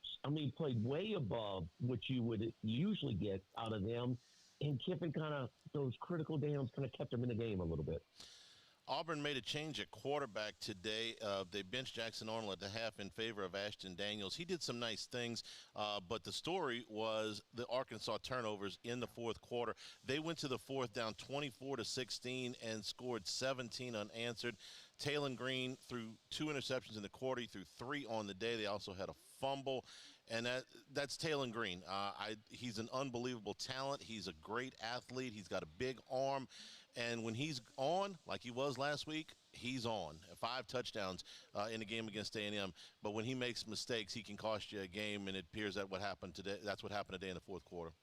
Yeah, he's not perfect by any stretch. And, this is a really good defense at Auburn. And give them credit because they have been on the field so much this year. And they keep coming out. And they were up 10-0. They gave up a couple of long plays. And then Arnold throws the pick six, like a 90-yard pick six, and they get down 11 at half, and that's when they made the change. This was role reversal, where Auburn, down double digits in the second half, comes back and gets the W on the road. So Green is such a talent, but again, he's not perfect. The one thing that shines light tonight, a little positive light, is that Auburn might have a better defense at Texas A&M because they got a lot more stops against Taylon Green and Petrino offense that Texas A&M did a week ago. We got some SEC games going on here in the 2:30 window. Missouri and Vanderbilt. This was game day today. There's no score. We're about 10 minutes into this one. Jimmy, what do you see so far? Just trading punches early. Just kind of feeling each other out. So not a whole lot of just kind of getting. I'll tell you what. I was watching the walk-up handle today, and it's all Vanderbilt. All Vanderbilt. A lot of 3.5s went down. This was at 2.5. We were on the show yesterday, and so I mean, everybody's picking him. Everybody saw the LSU Vanderbilt game. Everybody's seen him go in a couple of weeks from 50-1 to 6-1 for the Heisman Trophy, and they're believers. And how could you not be? But Missouri kind of I know this. The people behind the counter at the sports books, they're pulling from Missouri today. Texas is at Mississippi State. That game starts here in about 10 minutes. Honestly, and this is the back-to-back road games for Texas. This is the second one. Jimmy, they really should have lost the first one. Kentucky, we've done the stat a million times this week. 26-8 first downs last week, but Texas got the overtime win. Mississippi State got a puncher's chance. How much of it today? Oh, sure they do. Sure they do. But let's look historically, and I'm watching the Oklahoma-Texas game. That Red River rivalry, there's a lot of emotion on that field. And, I mean, that's a reason why Texas the week after has really struggled, including last week. Arch Manning is just another guy at this stage of his career right now. He may come in and play really well. He may make some mistakes. He may have his inconsistencies throughout the game. He's just another guy. But sure, Mississippi State's they've got a chance, but I wouldn't be shocked if Texas beats them routinely too. I'm not going to overreact to Texas struggling the week after the Red River rivalry, as they've done over and over in their history. Before we get to LSU and Texas A&M, any games in the night windows that you like? Oh, shoot, Charlie. Where you want to start? It's a 10-minute segment. The one you like, one or two you like the best. Well, Iowa State is my biggest play here early. That was part of my 5-pack. I like Iowa State and Wake Forest. SMU loses their first regular season conference game since 22. So, I mean, when they lost at Uptown. Later tonight, NC State's off to a slow start. Cincinnati's just getting ready to start. I like them a lot. Sorsby's been unbelievable for the Bearcats this year. So 17 TDs, no interceptions, just he threw that first interception at the end of the Nebraska game to start, and he's rushed it for 6 touchdowns as well. I like the spot for LSU tonight. Not going to go, not diving headfirst in the deep end on it, but I do like that tonight. And I think Arizona State is a spot where Levitt came back. They're down.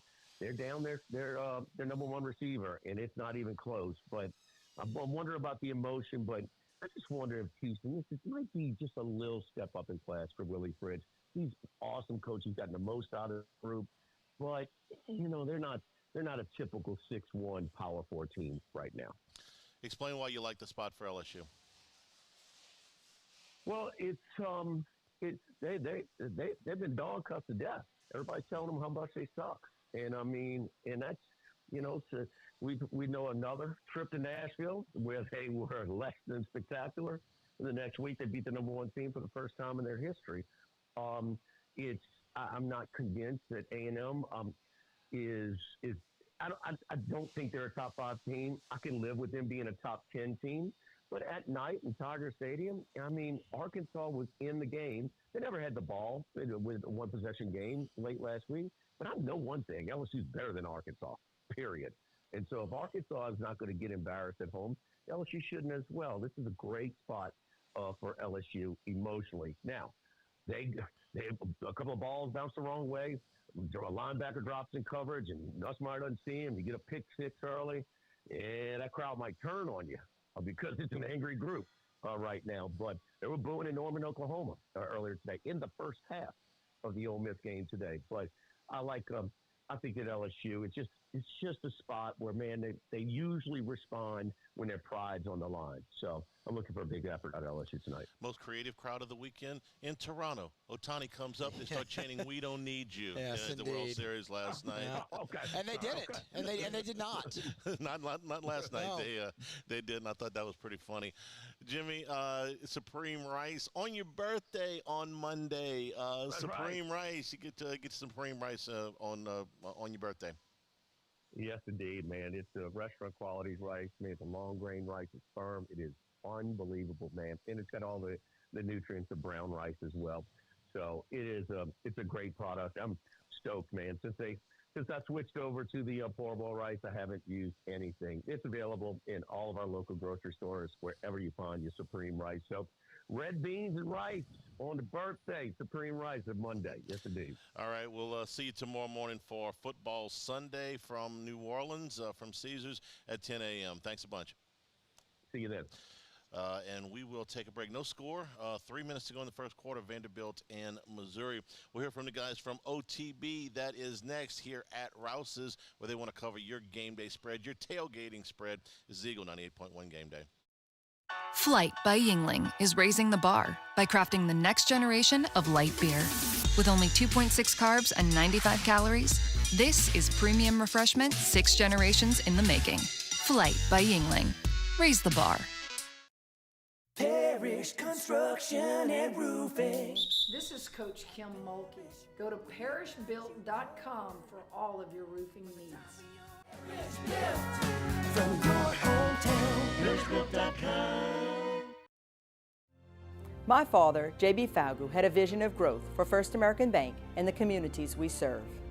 The bank's foundation was built on his legacy of compassion, loyalty, and dedication. Through his years of leadership, First American has prospered to heights even J.B. could not have imagined. I know my father would be extremely proud of the customer service and financial stability that First American provides to Southeast Louisiana. We continue to thrive because of the legacy of J.B. Falgu. 104.5 ESPN Baton Rouge and First American Bank and Trust bring you the Heart of the Game Award, recognizing student athletes who deliver when it counts. Nominate your game day standout at 1045ESPN.com by the 21st. We'll choose 5 male and 5 female finalists, and then it's up to the fans to vote for the winners. Each winner gets a $250 gift card, a custom award, and the spotlight they've earned. Presented by First American Bank and Trust, a banking tradition since 1910. These are the luckiest ice cubes in the world. They could have been a thankless bed for an all-you-can-eat salad bar. But instead, they've been called upon to cradle and cool a crisp, refreshing Dos Equis. Looks like the lucky just got luckier. Dos Equis. Man, age is just a number. Don't let it dictate how you feel. Goodwood Men's Sexual Wellness has anti-aging services that can help you look and feel your best. Visit yourgoodwood.com and discover a renewed sense of vitality. At Ochsner, we know healing is a team sport. That's why we've partnered with world-renowned orthopedic surgeon Dr. James Andrews to create the Ochsner Andrews Orthopedics and Sports Medicine Institute. Whether you're a professional athlete or a weekend warrior, our team of specialists are dedicated to getting you back in the game. So whatever your reasons are for reaching your personal best, we've only got one. You. Ochsner Andrews Institute. Long live you. Family owned and community driven. Service Chevrolet Cadillac, a legacy you can trust since 1972. 98.1. Eagle 98.1 Game Day. Off the bench on Game Day. Presented by Shell. Shell is the rhythm of Louisiana. Off the Bench is heard weekday mornings at 7 on 104.5 ESPN Baton Rouge. Now from OTB, here's Jacob Hester and Matt Flynn. LSU A&M inside Tiger Stadium. A&M is 0-6 in Tiger Stadium since they joined the SEC. And really the home team has had the upper hand, to say the least, I think every year. When's the last time that a road team, 2015? Maybe it's the last time that a road team won in this matchup. So obviously being the home team in this matchup is something that has been very beneficial. Now, advantageous, if you will. Texas, big word, there you go. All right, easy, T-Bob. A&M, number 3 team in the country. You are 20th in the country. They have found ways to win games, and give them credit. If it's a shootout, if it's a defensive matchup, whatever, they have found a way. Now, they are a 2.5-point favorite here in this game. No surprise. They should be the favorite. They are the undefeated team. They are the team going in the right direction. You take a look at their last 3 games. You've Mississippi State at home, 31-9. Florida at home, 34-17. On the road against Arkansas, 45-42. We know the story of your last 3 games. At Ole Miss, you lose 24-19 Against South Carolina, you win 20-10, and you lose on the road last week 31-24, still trying to score 25 points for the first time against an FBS team. So, Flynn, when you look at who A&M is, it is impressive because they can win games scoring 16 points like they did against Auburn. They can win games scoring 41 and 45 like they did against Notre Dame and Arkansas. This is a pretty complete team, and we all wait for the 8-4 part of A&M to take over. And this year, so far, to their credit, like in years past, they lose the Notre Dame game. In years past, they probably lose the Arkansas game. They're winning those games, and it's going to be a very tough matchup for the Tigers Saturday night. Yeah, when I look at their body of work so far this year, you can tell that the culture that the coach is sitting there is kind of starting to settle in. This team, when I look at the scores that you just talked about, when I look at their schedule, they are a battle-tested team, talented at every level, every position group. I don't think there's doesn't seem to be like one like huge glaring weakness. They are a battle-tested team, and when I say a culture is kind of taken over, they found ways to win all those battles, and it doesn't matter. Like Jake said, they can be pretty, it can be ugly. They had 1-point victory versus Notre Dame, 6-point victory versus Auburn. They handle business against Mississippi State pretty good, a dangerous Mississippi State that's getting everybody fits. Arkansas, 3-point game against them. So they are battle-tested. They understand how to win a football game, and they've been able to do that. They don't have a blemish on their record, on their schedule so far. That's why they're sitting there, rightfully so, in the top 5. It's a really good football team. I think going into this year, it was a lot of the conversation that I was having certainly was, Marcel Reed. How is he going to be this year? How is he going to come into really his second year? And he's played pretty darn well. He's got 1,770 passing yards so far, 15 touchdowns, QBR 67.5. So the guy, go out there and he makes the play to win the game against Notre Dame. So he's doing it in times that count. Yeah. So this is one of those teams that's never going to be out of the game. LSU is going to have to play its most complete, its best game of the season to be in it, to have an opportunity to win this game. I think the line is a little bit light at 2.5. Just looking at the body of work of both these teams is a little bit light. Now I'm sure Vegas is looking at a lot of different things. The home, it's certainly the recent advantage the home team has in this matchup, but most of the games are pretty tight. So anyway, I think it's going to be a fun game. But LSU's going to have to play its most complete game. It's going to have to do things it has not done yet. It's going to have to execute 50 times better on offense to have a chance to win this game. Can they do it? Absolutely. Heck yeah, they can. And I'll be there. So for Texas A&M, if you're wondering, kind of what their offense looks like, and maybe you haven't watched them this year, I'll tell you, KC Concepcion, their receiver, stud, baller. He was at NC State. He was on the all-Meathead team 2 years ago because I watched tape, and I was like, who is this guy that's doing everything? He'd line up in the backfield and play tailback. He'd line up at Wildcat quarterback. He'd line up outside and maul you in the run game. And he transfers to Texas A&M, and he has been as advertised. You look at Pro Football Focus, 81 grade on the year, in the totality of the year, and it's not even remotely close to their highest graded receiver. Craver is rated at an 87.2, Mario Craver. That's a nice little player. That's how they've gotten it done. That's what's different about this A&M team. Sure, I mean, so even with Moss out at the running back position, Reuben Owens is a really good back. He's their leading rusher. So they still can run the football. Marcel Reed can run the football. The difference is the play that they're getting at receiver. But nobody's really challenged LSU with receivers. Like, think about the passing yards that LSU's given up this year. It's really been the tight ends. The Ole Miss game, certainly, that was the backbreaker. In this game against Vanderbilt, right, it was their 2 tight ends. What was it, Spence? God, Stowers is a giant. It was 2 tight ends. This is going to be a really good matchup. Mansour Delane's going to have an opportunity finally to have a quarterback look his way. I think if you want to pull off the small upset, I think it's going to be the DBs in this game for LSU. Now, are they going to look Delane's way? Maybe not. Maybe they're going to try to. Is it going to be Woodland? Is it going to be,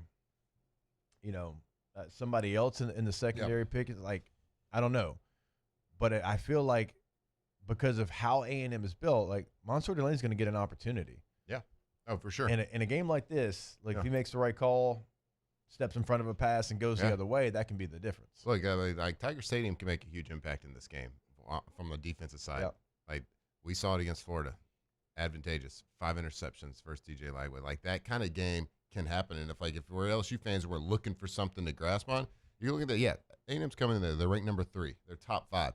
But look at their schedule as well. Their strength of schedule has not been up to par with what LSU's strength of schedule has been up to date, or most teams in the SEC. They played one person on their schedule they've played so far is currently ranked. That's Notre Dame. There's one person. And I'm looking at this. I don't think anybody that they played was ranked in the top 25 when they played them either. I think it was just Notre Dame. Auburn wasn't ranked. Mississippi State wasn't ranked. Florida wasn't ranked. Arkansas wasn't ranked. No. So their strength of schedule has got to be one of the up to this part is probably the easiest in the SEC. If I'm looking at it, certainly the easiest SEC schedule. So if we want something to grasp on, they're winning close games versus teams that aren't top 25. So there is weakness. They are not impermeable with an M. I don't. Not the V. I don't know which art. God bless you. What I just said right there. So, like, there it is. I mean, Tiger Stadium shows up the way we know it can and should. That defense is going to have opportunities. Our secondary, they're ballers, man. And I was trying to see the play report, like, just because I felt like Pickett was out there a ton at corner this last game. So I'm trying to get the actual plays because I would assume that that's all right. So P.J. Woodland played 44, DJ Pickett played 42. So, splitting time about half the time there because Delane played 50 plays. I think they had a total of 68, 69 plays, something like that. So I would assume that P.J. Woodland, DJ Pickett, that's probably going to be who they try to test first. But I think eventually they're going to have to try to throw it Mansour Delane's way. And I think, Hossey played like a really good game last week against Vanderbilt. You almost felt bad for the guy because he was making up for other people's errors. Yeah. Like you could tell he had his assignment, then he would go off his assignment to make a play after the fact. And did it with attitude. and did it with some attitude for sure. I thought Tamarcus Cooley certainly had some moments. You'd like to see Tamarcus a little bit stronger in coverage as far as staying disciplined long enough, right? Not getting off of it a little too soon there. So it's going to be a great matchup. It is going to be something that's been a strength for you, the defensive backfield, against a strength for them, the receiver group, because it is a really good group. The best group, I think, that you faced this year. I know the Clemson group was hyped up. This group's better. And so I know you've had trouble, with the tight end position, but you've done really good against receivers. Well, this is going to be your best challenge, your greatest challenge for sure, because they got a lot of guys that can do a lot of different things. After a decade of working in private duty nursing, I know how hard it can be to find compassionate care for the ones that you love the most. So I started Decision Critical, a premier concierge nursing agency, so we can take care of you wherever you are. Our highly skilled nurses provide exceptional care from the comfort of your own home with personalized packages for short-term, long-term, or even around-the-clock care. Visit us at decisioncriticalbr.com and give us a call today to get started. Trust isn't given, it's earned by showing up, leading the way, and performing at your best when it matters most. Our Lady of the Lake sports medicine experts know what it takes to improve performance and build champions at every level. That's why LSU chose Our Lady of the Lake as its championship health partner, trusting Louisiana's best medical team to care for our state's best athletes. From championship athletes to everyday champions, trusted care starts here. I trust the lake. In South Louisiana, you can always count on good people coming together to help our children. At Dreams Come True, we grant wishes for Louisiana children with life-threatening illnesses. But to do this, we need funds. That's why we're trying to raise $100,000 for Dreams Come True by giving away the Blessed Builders School. Make your backyard's dream come true while helping our kids. Just go to dreampoolla.com and you can find out how your $25 donation might help win you a Duplessis pool. Every winner knows a great play starts with a solid game plan. and the right team by your side. At Sunshine, we're here to keep your operation running strong. From tractors to harvesters, we've got the John Deere equipment you need to tackle every job with confidence. Because when the work's done right, there's more time for the things that matter, like cheering on your favorite team. Make Sunshine Quality Solutions part of your playbook this season. 98.1. Eagle 98.1 Game Day. After further review on Game Day, presented by Alpha Customs. Alpha Customs. Be an Alpha. AlphaCustoms.net. After further review is heard weekday afternoons at 3 on 104.5 ESPN Baton Rouge. Now from AFR, here's Matt Moscona. LaBerge countdown to kickoff, 3 hours and 25 minutes away. Let ESPN Bet at LaBerge be your game day headquarters. In a very cheery mood today, we join Matt Moscona, who's less than pleased with the results so far today. Matt, good afternoon. Well, my heaviest bet of the day was Arkansas against Auburn, and I felt great when they were up 2 scores in the fourth quarter. And, of course, they choke it away because that's what you do when you're a terrible football team, and I'm an idiot for betting on a terrible football team, so blame me. Okay. I'm right with you there, Scone. I had Arkansas today, too. 3 turnovers in the fourth quarter. I had South Florida, who choked away a fourth quarter lead. I had Oklahoma, who choked away a home lead. I'm just really cheering against. What is that? Yeah, what is that? Something in the chop house or the bakery, yes, I think, here at Rouse's. One of the alarms here. And, of course, I hate Alabama. And South Carolina looked really good, and then their idiot receiver bops one up into the air right to an Alabama defender to give him a walk-in touchdown, because of course you do. Today sucks. You see, whatever. I think differently, because I think there's – wait, hang on. Stay with me here, Musso. Okay. I think that there is a silver lining to Matt's horrible, awful, no good, very bad day. He picked A&M. Okay, so if you're going to be right, if you're going to be wrong all day, I mean, spin zone, Hanny, I love it, you know man. What, Hanny? Let's go. I want to give you, Hanny. I want to give you a big kiss on the cheek right now. Is what I want to do. Not on the mouth, like Les Miles says. If you're a girl, you have to be a girl, right? I want to give you a big kiss on the cheek. Okay, I got a pretty good idea, but I want you to share with our audience why are you picking A&M in this game, and hopefully you'll be wrong. Well, yeah, I mean, look, if we're being intellectually honest with ourselves, we've got a 7-game sample, and LSU's offense isn't very good. They're not. They haven't been able to move the ball. They're one of 2 teams in all of the FBS not to score 25 points against an FBS opponent. The other is Bill Belichick's North Carolina team. They can't finish drives. So their chance of winning tonight is winning a low-scoring game. Like, could they break out and score 42? Sure, but if they do, it's an outlier, and it's hard to predict that. So I would love to see it happen. I think they have the talent to make it happen. I'm also concerned about your really bad offensive line. You're going to be starting a true freshman left tackle, although I'm very excited about Karius Kern playing tonight. And I would love to talk to you all more about what I think they should do on the offensive line if you want to hear it. But I also think, Texas A&M is top 10 in the country in sacks, TFLs, and this is an offensive line that's got Garrett Nussmeier killed all year. So if we're being very honest with ourselves, it's hard to predict LSU to just figure it out offensively tonight. In the rain. I hope they do, but it's hard to predict. Hey, Matt, tell us what you think about the rest of LSU's offensive line. So I'm glad you asked. So I absolutely would have played Kern at right tackle long ago. And I think Weston Davis has tremendous upside. He's just not good right now. That's an objective fact. There's no getting around that. However, I think that DJ Chester is one of their best 5. But DJ Chester is a guard. There are very specific skill sets. Like, if you're going to play tackle, you have to be athletic enough to kick, slide, and defend in space against athletic dudes. DJ Chester's not that. Karius Kern is. Kern is a better option at left tackle, even as a true freshman, than Chester is. But Chester, who's 6'6", 320, like, if you put him at guard and say put your hand in the ground and just run over the human in front of you, he can do that. He was not a good center last year because he's not a center. I don't want his hand on the ball. Don't want him making checks. He's not a good tackle. He is a guard. Play him at guard. I think Chester is your best option at left guard. I'm not at practice every day, but I would put Chester at left guard, Kern at left tackle. I think that makes you demonstrably better on the left side of your line. You're good at center and right guard already with Moore and Josh Thompson. And I get Weston Davis right now is what he is. if you get Adams back, put Adams back at left tackle, put Kern at right tackle. But that I would put Chester at left guard, Kern at left tackle, and you become a much better left-handed running team that way immediately. But they're not going to do that. Yeah, and I like Kern as well. I think he's a much better option, and I would have put him at right tackle a month ago. Also, I do think probably his long-term future is as a guard. And when I say long-term, I'm talking about the NFL.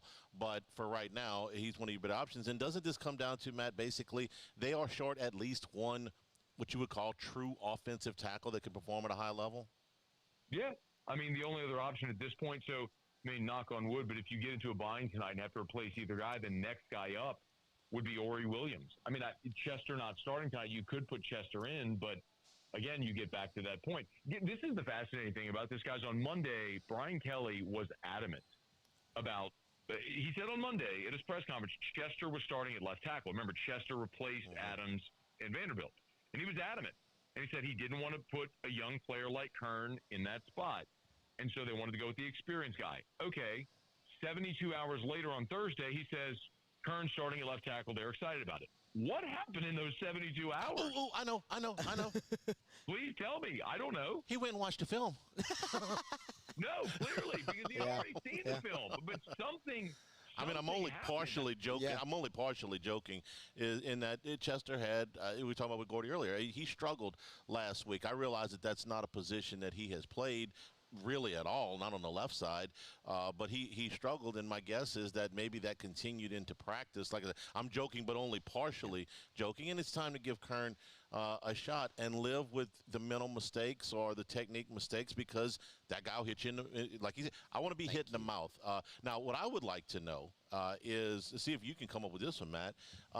On the coaches show on Thursday night, and I realize the coaches shows are a pep rally of sorts, but, you know, his watchword of the night was physical, okay? And it's kind of like, really? Where has this been? He said they found the key. Yeah, why all of a sudden are you preaching physicality? And like you said, we got a 7-game sample size. So my only guess, and this would be a guess, is, and Kelly did mention that Monday as well, my only guess there is this is Brian Kelly inserting himself more into the offense, which I think is something he would want to do, but I also believe that a good head coach hires assistants and delegates. And I think up to this point in the season, the biggest shortcoming that Joe Sloan has had with this team has been his unwillingness and lack of commitment to the running game. And that go back to where we started with Chester.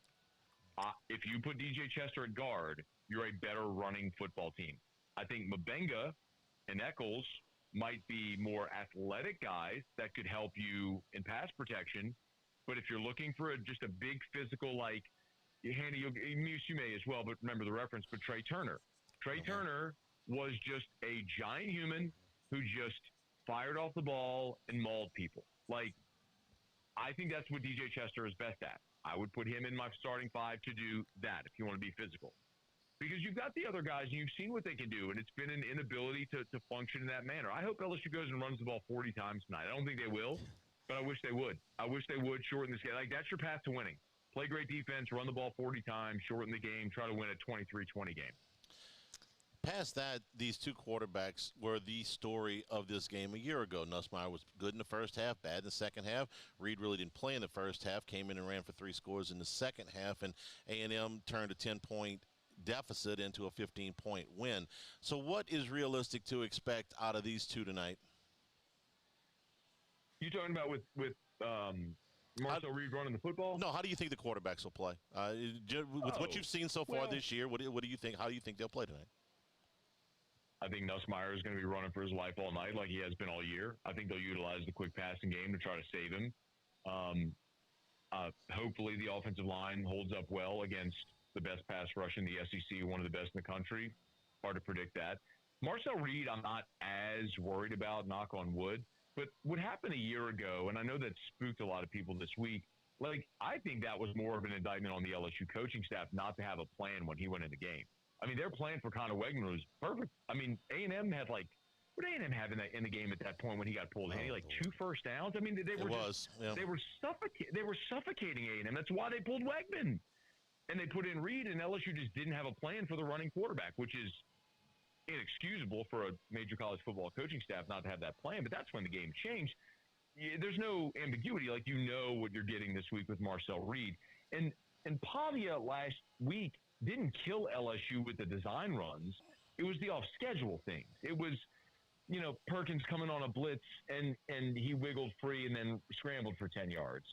So, I mean, you say you prevent that, maybe they can, but I'm less concerned with Reed running the ball. I think you got to make him into a passer tonight. Look, he was 17 of 37 against Notre Dame. They're one game on the road against a ranked opponent, but they hit some big plays. An 86-yarder, hit a 45-yarder, and I think LSU secondary is the strength of the team. So the path is pretty easy, right? You do your best to prevent them from just owning the game, running the football. You make Marcel Reed a passer, and you hope your secondary holds up. And if they can do that, then you got a shot tonight. All right, Scott, let me ask you about pass rushers then. They get Gooden and Butler back tonight, and, I mean, how much of a difference do you think that can make? Because this A&M offensive line is arguably the best one LSU's seen all year. Well, I think it's huge just because of the depth. I mean, when you go look at snap counts until Relaford, Gooden, Butler all got hurt, you were looking at a 5-man rotation at tackle and a 4-man rotation at end, and these guys were rotating fluidly, and you didn't see a drop-off. Like, there was this might be a little bit of a dated reference, but, like, there was a season, I think it was 2014, when, like, Christian Lockature and true freshman Devon Gottschall were your starters at defensive tackle, and after that, you had nobody else. Those dudes had to play every snap. I thought it was Greg Gilmore, but Gilmore was in there too. Yeah, it was those two. They played that game in Gainesville. Yeah. I want to say that was 2018, maybe. Was it the Burrow game or was it the game before that? They played like 80-something snaps on a hot afternoon. I remember the game you referenced, and I don't remember exactly what year. Yeah. No, I remember. So the 17 game they won in Gainesville on the missed PAT, but the season I'm referencing, Hanny, was 14. Okay. When you had a true freshman in Gottschall starting at tackle, and Lockature as a sophomore was your most experienced guy because Ego Ferguson and Freak Johnson both left early for the draft. Yeah. And you had no depth, and those guys were inexperienced. Played the point is, look at what you had for the first half of this season when you can go Pyburn, Payton, and then Relaford, Butler, and there was almost no drop-off, and so you were always fresh. So that's where I think losing those guys the last couple weeks really hurt, was just in the rotation. So getting Gooden, even if you get Gooden for 15 snaps tonight, I'll take it just to give McKinley and Bro and Guillory maybe a series or two to just go catch your breath to stay fresh. So they may not be the guys that pop and make the big giant plays in this ball game, but I think the depth matters because it allows you to stay fresh across the defensive front against a team that's going to want to run the football. All right, Matt. Gray skies are going to clear up, okay? Put on a happy face, and we'll talk to you after the game. You firing it up after the game? Firing up YouTube after the game? Yeah, okay. and the gray skies will clear if Lenora Sellers decides to go be Superman and beats Alabama and then LSU wins that. That happens, talk to me, and I'll call in the post game with you, Hanny, and I'll be doing backflips. All right, Matt. Enjoy the day. 7-3, Alabama leading South Carolina. Missouri has opened the scoring with a field goal. 5 minutes to go in the second quarter, and Missouri leads Vanderbilt 3-0. That's your Texas has an early lead on Mississippi State, 7-0. Those are the 3 SEC games going on right now. Here at Rouse's, let them cover your game day spread. Eagle, 98.1 Game Day. We typically think of stress as being bad for us. At Our Lady of the Lake and LSU, we are researching how certain types of stress, such as exercise, can be good for our immune health. By studying people under extreme stress, such as athletes, astronauts, service members, and first responders, we're learning how to improve the immune health of everyone. That's the power of research. That's the impact of champions. Together, we roar. At Luba Workers' Comp, our journey began over 30 years ago with a simple belief: our clients come first. At Luba, our business has always been focused on people, not policies. Through every success and challenge, we've continued to grow because we've stayed true to our values: committed to providing you with genuine dependability. Because your well-being is more than a priority. It's our purpose.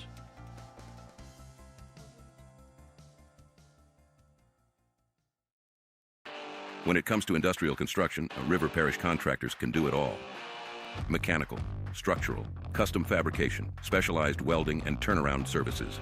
Strategically located in between Baton Rouge and New Orleans, we have the local team with the experience and commitment to safety to manage the most complex industrial projects.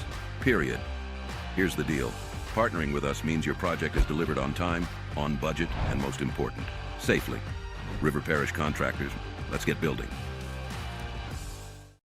When it comes to choosing energy for your family and your home, make the smart choice with natural gas. You can count on efficient and affordable natural gas to keep you comfortable and reduce your environmental impact to help protect our planet. Together, we're fueling our energy future. Atmos Energy. Hi, this is Beth Serena. Welcome to my pool.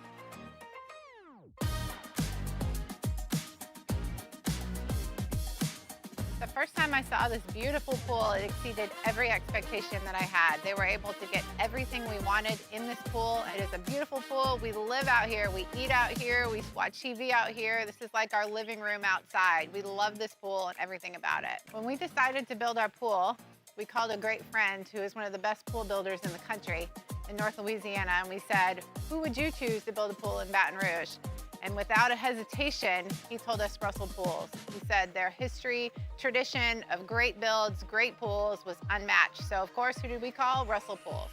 The advice I would give to anyone looking to build a pool is first call Russell Pools. They'll do an incredible job. It'll be incredibly organized. It'll be time efficient. And you will have your pool in no time.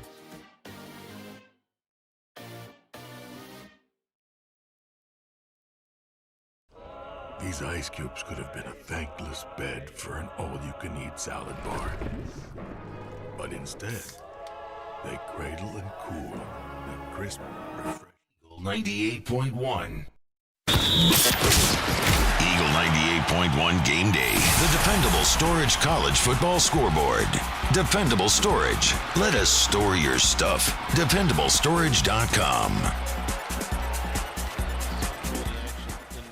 SEC games in the 2:30 and 3 o'clock windows. Missouri leads Vanderbilt 3-0. 5:06 to go to the first half. Just not a whole lot of offense in this game.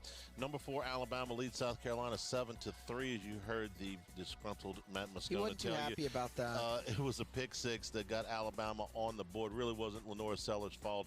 Ball went into and out of the hands of the running back and popped up in the air, and Alabama returned it for a touchdown. New Mexico, both of those games are in the second quarter. New Mexico leads Utah State 26-7. UConn leads Rice 21-17. Iowa State leads number 11 BYU 17-7. 9 minutes to go in the second quarter there. Cougs, one of 6 undefeated teams remaining in the country. Washington leads number 23 Illinois 14-10. 4 minutes to the break in Seattle. Iowa leads Minnesota 31-0. Looks like they're gonna get the Florida Rosedale. The Hawkeyes have a pick six and a punt return for a touchdown. If you're wondering how in the world Iowa scored 31 points in 22 minutes, that's how. So you're telling me their offense only has 17 points. Yeah, that's it's above average for them. Washington State leads Toledo 7-0. Pitt leads NC State 17-14. These are all second quarter scores. San Diego State leads Fresno State 10-0. Southern Miss leads UL Monroe 21-7. Navy, another one of those unbeatens, they lead Florida Atlantic 21-13. Temple leads Tulsa 14-10. Ball State and Northern Illinois are tied at 7. Central Michigan leads UMass 24-7. Miami of Ohio leads Western Michigan 9-7. Number 14 Texas Tech. Boy, this got going early. 13-0 with an extra point to come over Oklahoma State. They are only 3 minutes in. Number 21 Cincinnati, 2 touchdowns in the first quarter against Baylor, 14-0 as they near the end of the first. Texas got an early touchdown. They lead Mississippi State 7-0 about halfway through the first quarter in Starkville. Earlier finals today, number 2 Indiana moves to 8-0 and blast UCLA 56-6. Fernando Mendoza, 3 touchdown passes for the Hoosiers. Number 7 Georgia Tech also moves to 8-0. They beat Syracuse 41-16. Haynes King accounted for 5 touchdowns today, 3 through the air and 2 on the ground. Number 8 Ole Miss beat number 13 Oklahoma 34-26. Trinidad Chad Chambliss threw for 315 yards and a touchdown. Number 16, Virginia beat North Carolina. They needed overtime, 17-16. Virginia scored first in the overtime to make it 17-10. North Carolina scored, went for 2, and missed. Memphis beat number 18 South Florida in a battle of 6-1 teams. Tigers score 17 points in the fourth quarter to win it 34-31. Nebraska beats Northwestern 28-21. Rutgers beat Purdue 27-24. Wake Forest a late field goal to beat SMU 13-12. Kansas State beat Kansas 42-17. The Wildcats have won 17 straight in that series. Old Dominion beat App State 24-21. Kent State over Bowling Green 24-21 as well. Ohio beat Eastern Michigan 28-21. Auburn, 3 turnovers that they caused in the fourth quarter to beat Arkansas 33-24. 17 unanswered for the Tigers in the fourth quarter. They also made a quarterback change, benching Jackson Arnold for the second half. And Akron beat Buffalo 24-16. That is your college football scoreboard. We're here at Rouse's, where they want to cover your game day spread, get all your beer, wine, and spirits, all of your food from the bakery, the Chop House, the Chef's Collection, the Mongolian Grill, all your Louisiana seafood, and all of the tailgating items that you might need. Let them cover your spread here at Rouse's. Eagle 98.1 Game Day. Raising Cane's is our victory meal. Football fans are some of the most dedicated fans in sports. It's a fundamental quality we share, and that fuels every single order of our hand-battered chicken fingers. Wherever there's football, there's Raising Cane's. One love. Let's go. At Bayou Automotive, we believe in a sales process that puts you first. We want you to experience an easy purchase with clear pricing and great service. Let Bayou Ford and Bayou Chrysler Dodge Jeep Ram be your trusted partners in finding your perfect vehicle. The crew at Bayou Automotive is going to do right by you. Today, we are shaping tomorrow. We are researching how extreme stress impacts the immune system, from trauma victims to athletes and even astronauts. Our work is leading the way in sepsis treatment, saving countless lives. We're unlocking the mind with music in exciting new ways. Our Lady of the Lake Health and LSU are improving the health of our state. That's the impact of champions. Imagine the impact we'll have on the future. Together, we roar. These are the luckiest ice cubes in the world. They could have been a thankless bed for an all-you-can-eat salad bar. But instead, they've been called upon to cradle and cool a crisp, refreshing Dos Equis. Looks like the lucky just got luckier. Dos Equis. At Auctioner, we know healing is a team sport. That's why we've partnered with world-renowned orthopedic surgeon Dr. James Andrews to create the Auctioner Andrews Orthopedics and Sports Medicine Institute. Whether you're a professional athlete or a weekend warrior, our team of specialists are dedicated to getting you back in the game. So whatever your reasons are for reaching your personal best, we've only got one: you. Auctioner Andrews Institute. Long live you. Need security services you can count on? With Veteran Security Services, you're always protected. Locally owned and proudly serving the Gulf Coast, they're not some big national firm chasing profits. They're neighbors protecting neighbors. From petrochemical plants and healthcare facilities to port and maritime operations, Veteran Security delivers reliable protection you can trust. Choose community. Choose confidence. Choose Veteran Security Services. Visit veteransecurityfirm.com. After a decade of working in private duty nursing, I know how hard it can be to find compassionate care for the ones that you love the most. So I started Decision Critical, a premier concierge nursing agency, so we can take care of you wherever you are. Our highly skilled nurses provide exceptional care from the comfort of your own home, with personalized packages for short-term, long-term, or even around-the-clock care. 98.1. Eagle 98.1 Game Day, presented by Super Chevy and Yingling. Opposing media. Tigers and Aggies Saturday night, Death Valley, a place A&M hasn't won since they joined the league. That's not just a narrative here. It's something they're talking about a lot in College Station. A guy who I heard talking about that earlier this week is our guest, Billy Lucci from Tex Ags. Good enough to hang out Yo, man, how are you? Hattie, what's up, buddy? You know, hoping for a good result for the Tigers. I know many people are optimistic this weekend, but, you know, I saw you talking about it earlier this week on TexAgs about sort of debunking narratives, right, about the program. For our audience, if you would give us just a sense of that sentiment and what it's like in College Station this week, here with a 7-0 top 5 team, but facing some dubious history coming to Baton Rouge this week. Well, first of all, I always feel a little guilty talking about 1994 because I was at that game. Me too. In college. And yeah, so, I mean, it makes me feel old. But I'm also like, it's not like they've lost 30 in a row there. But like you said, since joining the SEC, look, we always, we want our teams to win. And I got to deal with you and T-Bob and Hester and God knows who else on Twitter. So we like to have fun. But look, to me, when A&M got in the SEC, LSU and Alabama were the two programs. I talked to Kevin Sumlin a lot about that. Like that was the standard in the West. And until you could put the kind of players on the field to match up with them, and I mean beyond Johnny and Mike and the whole line of scrimmage, all the DB, until you could do that. And it took A&M 6 years to beat LSU, and year 7. And what I always said was it needed to become a home series. Like the home team, that was the first step for A&M. And they took that, and they haven't been able to get past that. They have defended home field, I guess 4 straight. But winning in Death Valley has been elusive. And look, it's A&M's broken a lot of trends this year. Fortunately, they kept the dominate Arkansas trend going last week, 13 right. 14 there. But and look, Arkansas tried to screw that up because they brought Petrino back, who was 4-0 against the Aggies. So. But, LSU in Baton Rouge, I don't care. I know how you guys are feeling over there right now. I follow it. I follow the program. I follow all y'all. And I could say been there, done that way too many times, way too many coaches.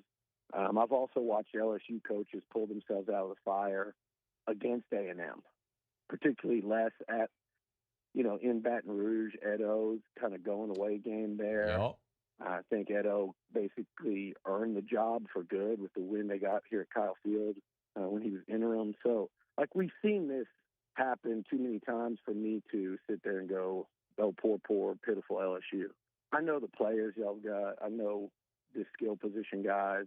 I do like what A&M's bringing to this matchup. If you're going to say which coach, which offense, I think the defenses are kind of a push. Which quarterback right now?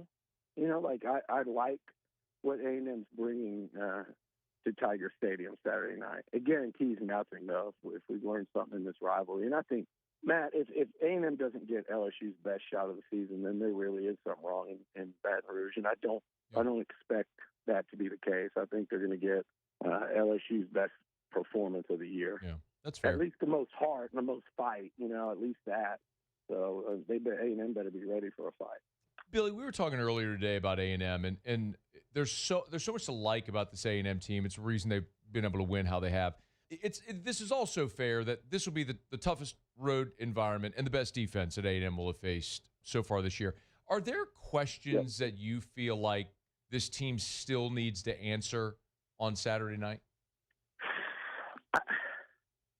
I don't know if it's necessarily that they need to answer questions. To me, the questions, Matt, would be, look, I think LSU's defense is better than Notre Dame's, but I think Notre Dame's defense is better than people think. The Aggies lit it up. There's been some other teams that haven't. USC, Miami, they didn't do near what A&M did against that defense.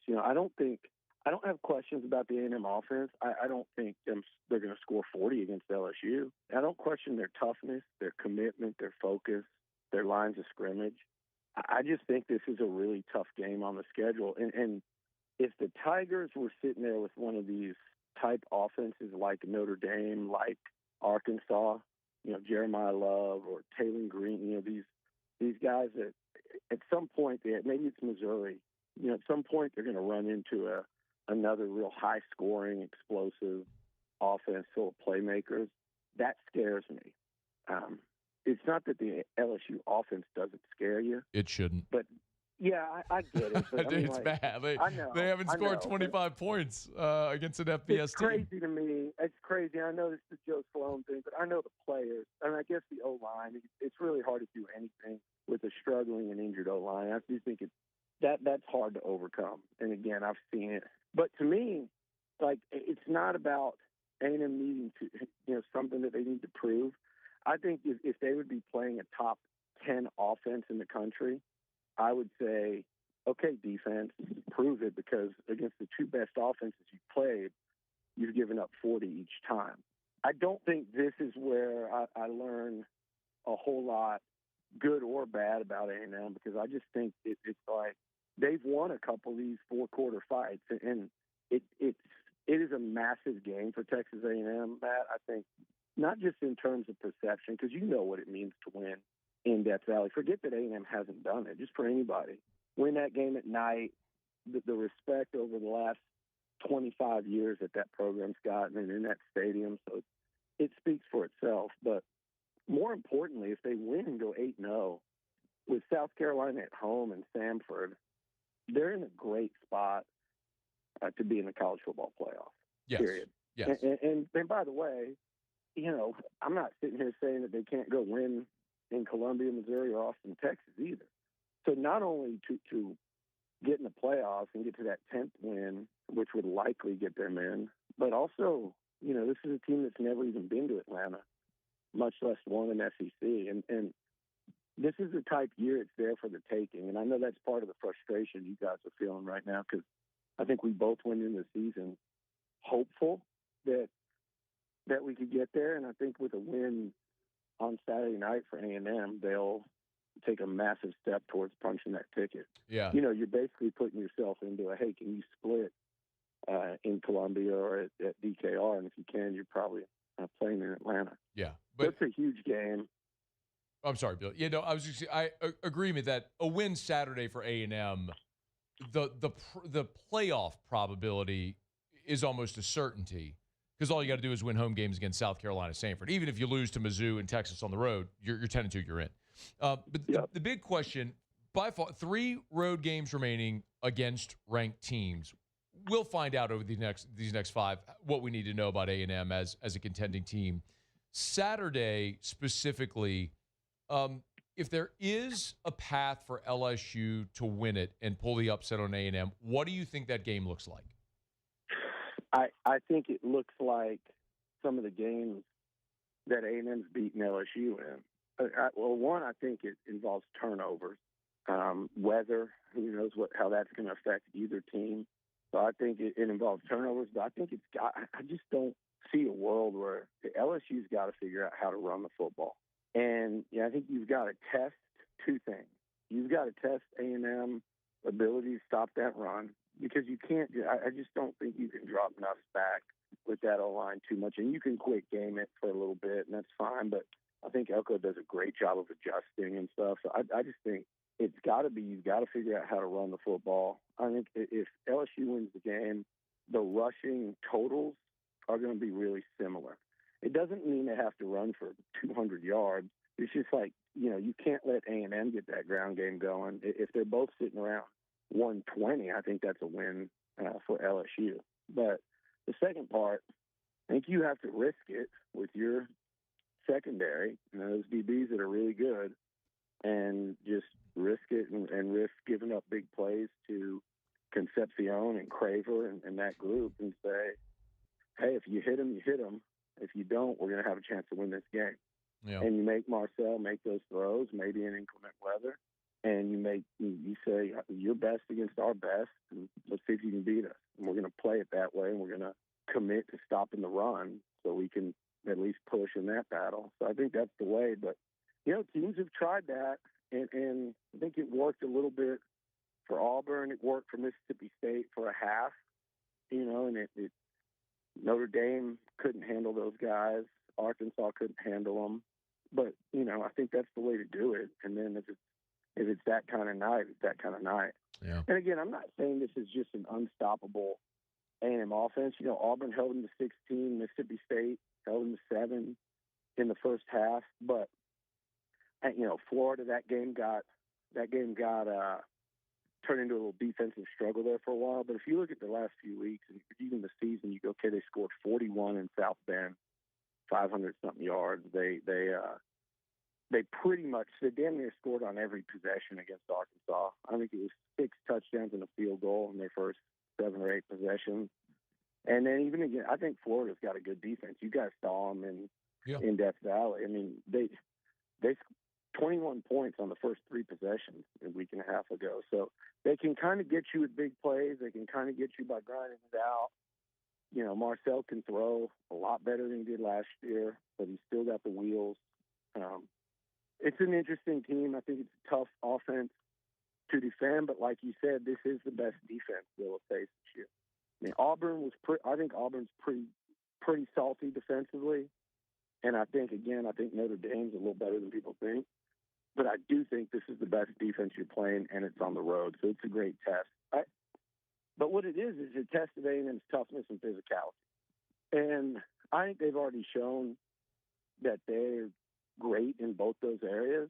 But like I said, it doesn't guarantee a win. What it means is LSU's going to have to match and exceed both of those things. Yeah. It'll take a giant effort. But, boy, it's going to be fun. Hopefully the weather holds and we have a great night Saturday night in Tiger Stadium. Billy Lucci, TexAgs.com. Give him a follow at Billy Lucci. Always appreciate it, man. We'll see you soon. All right, buddy. Appreciate you. Yeah, man. Be well. In South Louisiana, you can always count on good people coming together to help our children. At Dreams Come True, we grant wishes for Louisiana children with life-threatening illnesses. But to do this, we need funds. That's why we're trying to raise $100,000 for Dreams Come True by giving away the Blessed Builder School. Make your backyard's dream come true while helping our kids. Just go to dreampoolla.com and you can find out how your $25 donation might help win you a Duplessis pool. Parish Construction and Roofing. This is Coach Kim Mulkey. Go to parishbuilt.com for all of your roofing needs. From your hometown, parishbuilt.com. My father, J.B. Falgu, had a vision of growth for First American Bank and the communities we serve. The bank's foundation was built on his legacy of compassion, loyalty, and dedication. Through his years of leadership, First American has prospered to heights even J.B. could not have imagined. I know my father would be extremely proud of the customer service and financial stability that First American provides to Southeast Louisiana. We continue to thrive because of the legacy of J.B. Falgu. These ice cubes could have been a thankless bed for an all-you-can-eat salad bar. But instead, they cradle and cool the crisp, refreshing Dos Equis. Nicely done, ice cubes. Baton Rouge's home for real rock. It's Eagle 98.1. Foo Fighters. Led Zeppelin. AC/DC. Pearl Jam. And the flagship home for LSU sports. Take us anywhere with the Eagle 98.1 app. Eagle 98.1 is the rock station. Family owned and community driven. Service Chevrolet Cadillac, a legacy you can trust since 1972.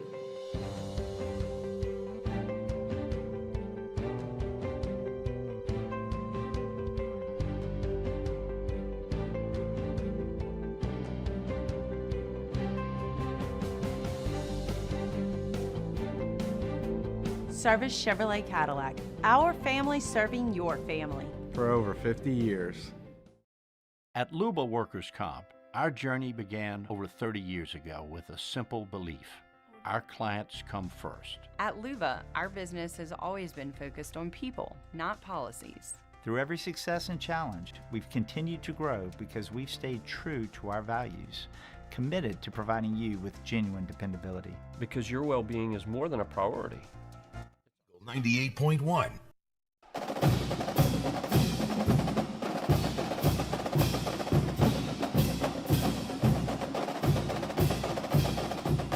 Eagle 98.1 Game Day. Talkin' Tigers. Presented by Lake Urgent Care. Lake Urgent Care, with 14 locations, caring for communities near you and always available at lakeurgentcare.com. Talking Tigers, defensive tackle Ahmed Bro. I feel like we've been, our effort is there, but, we can get better on a few things, like just trusting our kids and everything. But other than that, I fully trust in our guys' ability. I trust in my ability, too. We can always improve. Tight end, Trades Green. Executing in the red zone, finishing out drives, being able to score. That's just been our whole focal point this week in practice. Safety, Tamarcus Cooley. The goal is still to go 1-0 every week. Just continue to grow and get better as a team and just fix our mistakes. Defensive tackle Ahmed Bro. Last year, I feel like we didn't trust our eyes, I feel like that was the issue. I don't think it was him himself, but I feel like this time around, we have guys, from last year too, that I think trust their eyes more, trust their ability, and I think we'll get the job done. Tight end, Trades Green. I feel like I'm just scratching the surface. I feel that I didn't hit my full potential yet. I still got some things that I have to work on. And within the blocking world. Safety, Tamarcus Cooley. I wouldn't say it's pressure. I would just say we just got to control and just fix the habits that we had, the bad habits that we had, and just play as a team and strive. Defensive tackle Ahmed Bro. We just have to do a good job inside. It starts with us, tip of the spear of the defense, the D-tackle room, and, balancing up rushes and everything. Remaining firm in our gaps, and everybody else just trusting their eyes and trusting what they know, their keys, and it shouldn't even be a factor. Tight end, Trades Green. We really try not to just listen to what the outsiders are saying. We really just try to go in and just get better day by day, 1-0 mentality. Safety, Tamarcus Cooley. Really just continue to play how we used to play, kind of like the Clemson game. We haven't been practicing the same, so I would just say just get back to our old habits and just tackle, pursuit, and fundamentals. Defensive tackle Ahmed Bro. I wouldn't say it's any pressure, but it's definitely we have to have a better sense of urgency than we've ever had before. And I think, today we kind of accomplished that. We just have to remain consistent. That's the key to all of this, remaining consistent throughout these next few weeks and trusting ourselves, man. Trust is a big key factor and confidence is too. So, as long as we maintain that and remain consistent, we'll get everything that we've been working for. Safety, Tamarcus Cooley. I would say just stop the run on his end, and he's a pretty good quarterback. He can throw as well, so just stop him. Talking Tigers, Eagle 98.1, Gameday. Trust isn't given, it's earned by showing up, leading the way, and performing at your best when it matters most. Our Lady of the Lake sports medicine experts know what it takes to improve performance and build champions at every level. That's why LSU chose Our Lady of the Lake as its championship health partner, trusting Louisiana's best medical team to care for our state's best athletes. From championship athletes to everyday champions, trusted care starts here. I trust the lake. While Louisiana politics can seem like they're from another planet, Moon Griffon isn't afraid to bring politicians back down to earth. Listen to the Moon Griffon Show weekday mornings at 9 on Talk 107.3.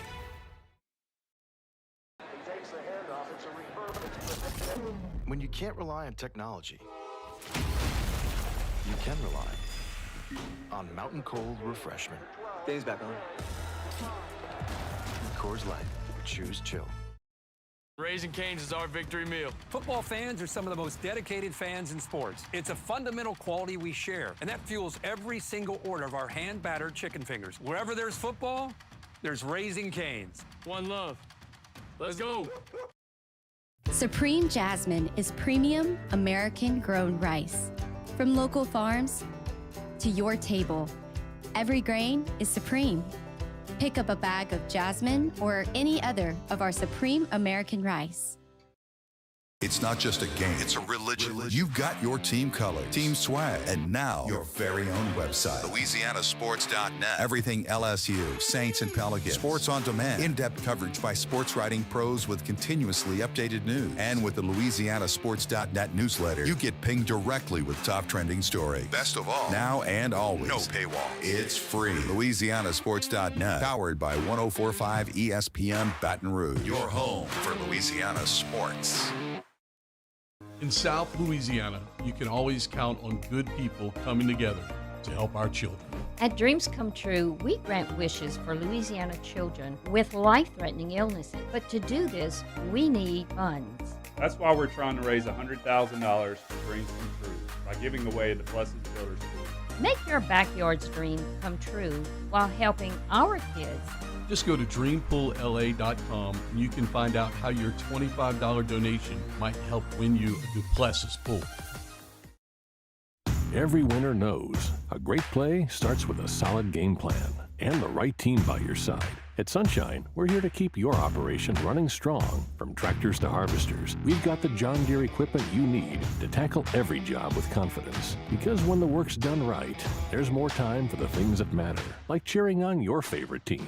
Make Sunshine Quality Solutions part of 98.1.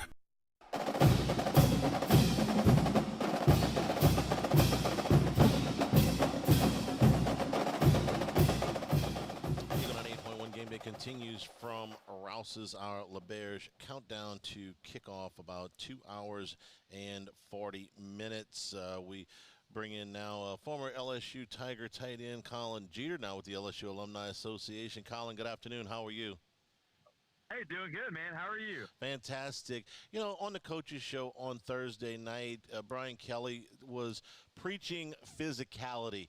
You played for a coach who preached physicality all the time. So you tell me, is LSU capable of turning up the physicality at this point in the season?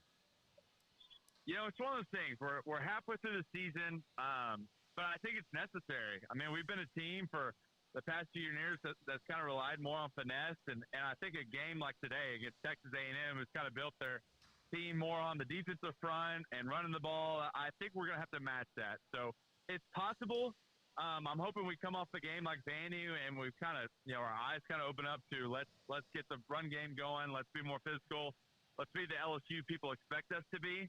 But that's what I'm rooting for today. I hope we can pull that off. I think that's what it's going to take to get the win. As a guy who played up front, if somebody said you were a finesse player, how did you take that? Not too well. It's one of those things. No one who plays football likes to be told they're finesse. Yeah. You know, you take pride in putting on the shoulder pads and helmet and being the tough guy. I mean, it's a sport. Whether you're in high school, college, whatever. Everyone knows the guys who put on the pads are a little bit tougher than the rest, or you would expect to be. So, for someone to tell you you're finesse, I'd take that personally. I'd come out this week and really hope to kind of set the tone and show both our fan base and the country, like, hey, we're still old school LSU. We expect to knock people around, and that's what we're going to do today on game day. It's kind of a polite word for soft, isn't it? Yeah.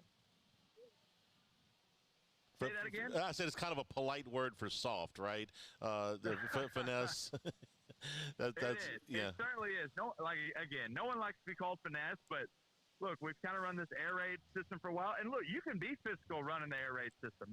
There's more than enough teams. I mean, you look at our 2019 team; they're throwing the ball more than anybody. But you still had that physical approach to the game. We still had all those players who like to knock heads around a little bit, and that was the difference. That's what takes an air raid team over the top, and you can get that 15-0 status, a national champion status. You have to have all aspects of the game, no matter what kind of system you run.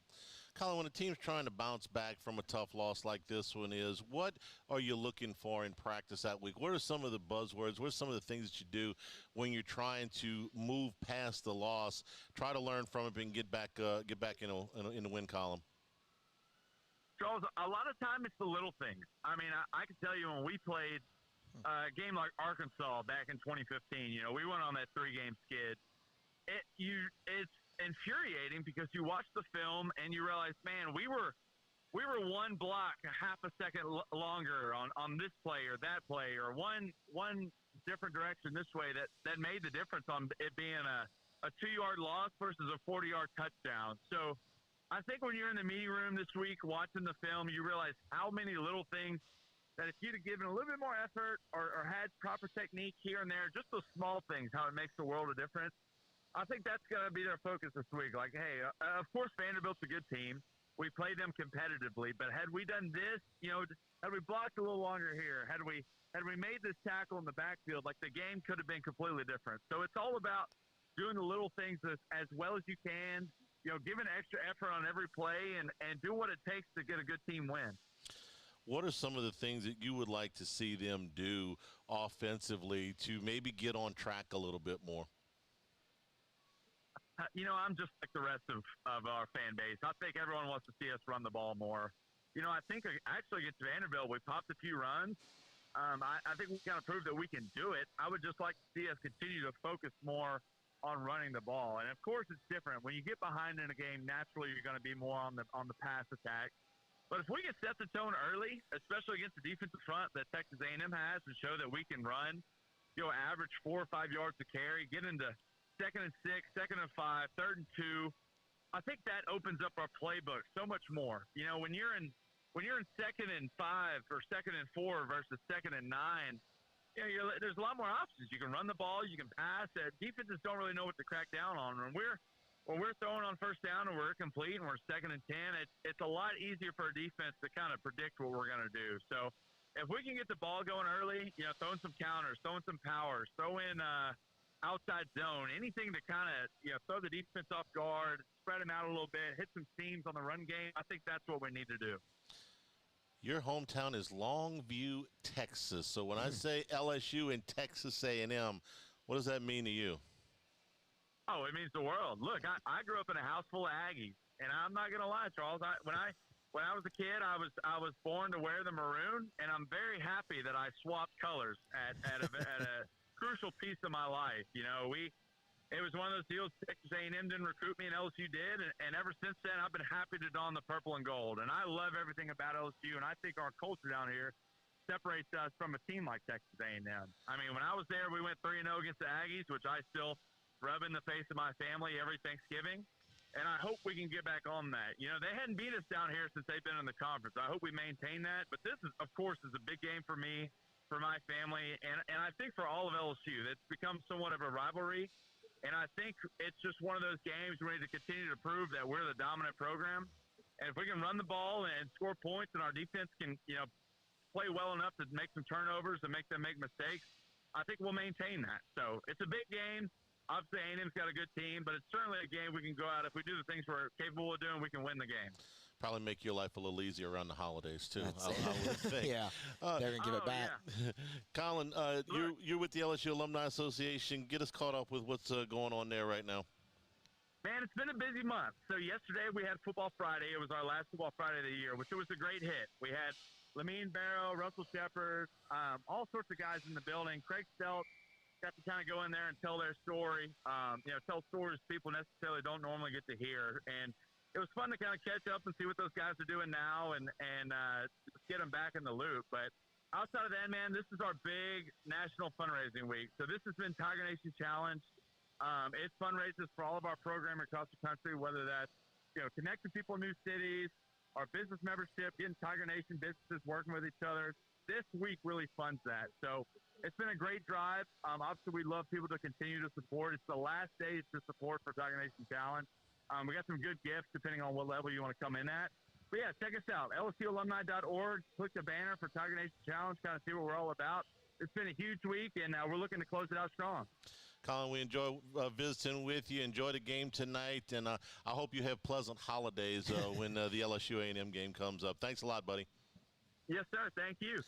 And we will take a break. Alabama leads South Carolina 14-6. That game has got 30 seconds to go in the first half. Texas has just scored a touchdown early in the second quarter. They lead Mississippi State 14-7, and they are still at halftime in Nashville. Missouri and Vanderbilt are tied at 3. This is Eagle 98.1 Game Day. These are the luckiest ice cubes in the world. They could have been a thankless bed for an all-you-can-eat salad bar.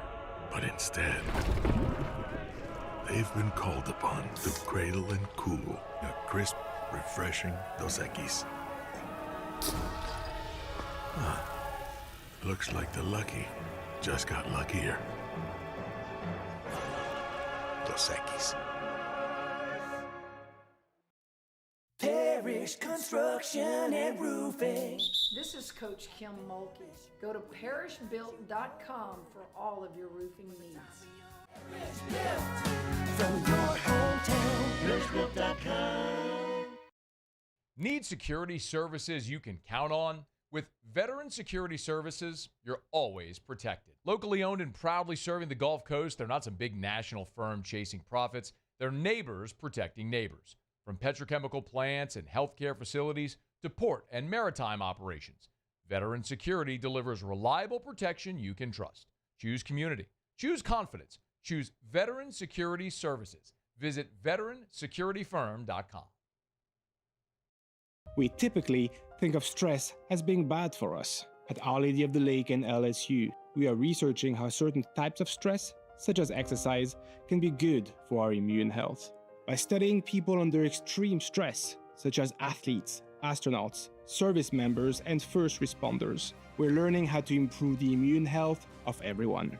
That's the power of research. That's the impact of champions. Together, we roar. Hi, this is Beth Serena. Welcome to my pool.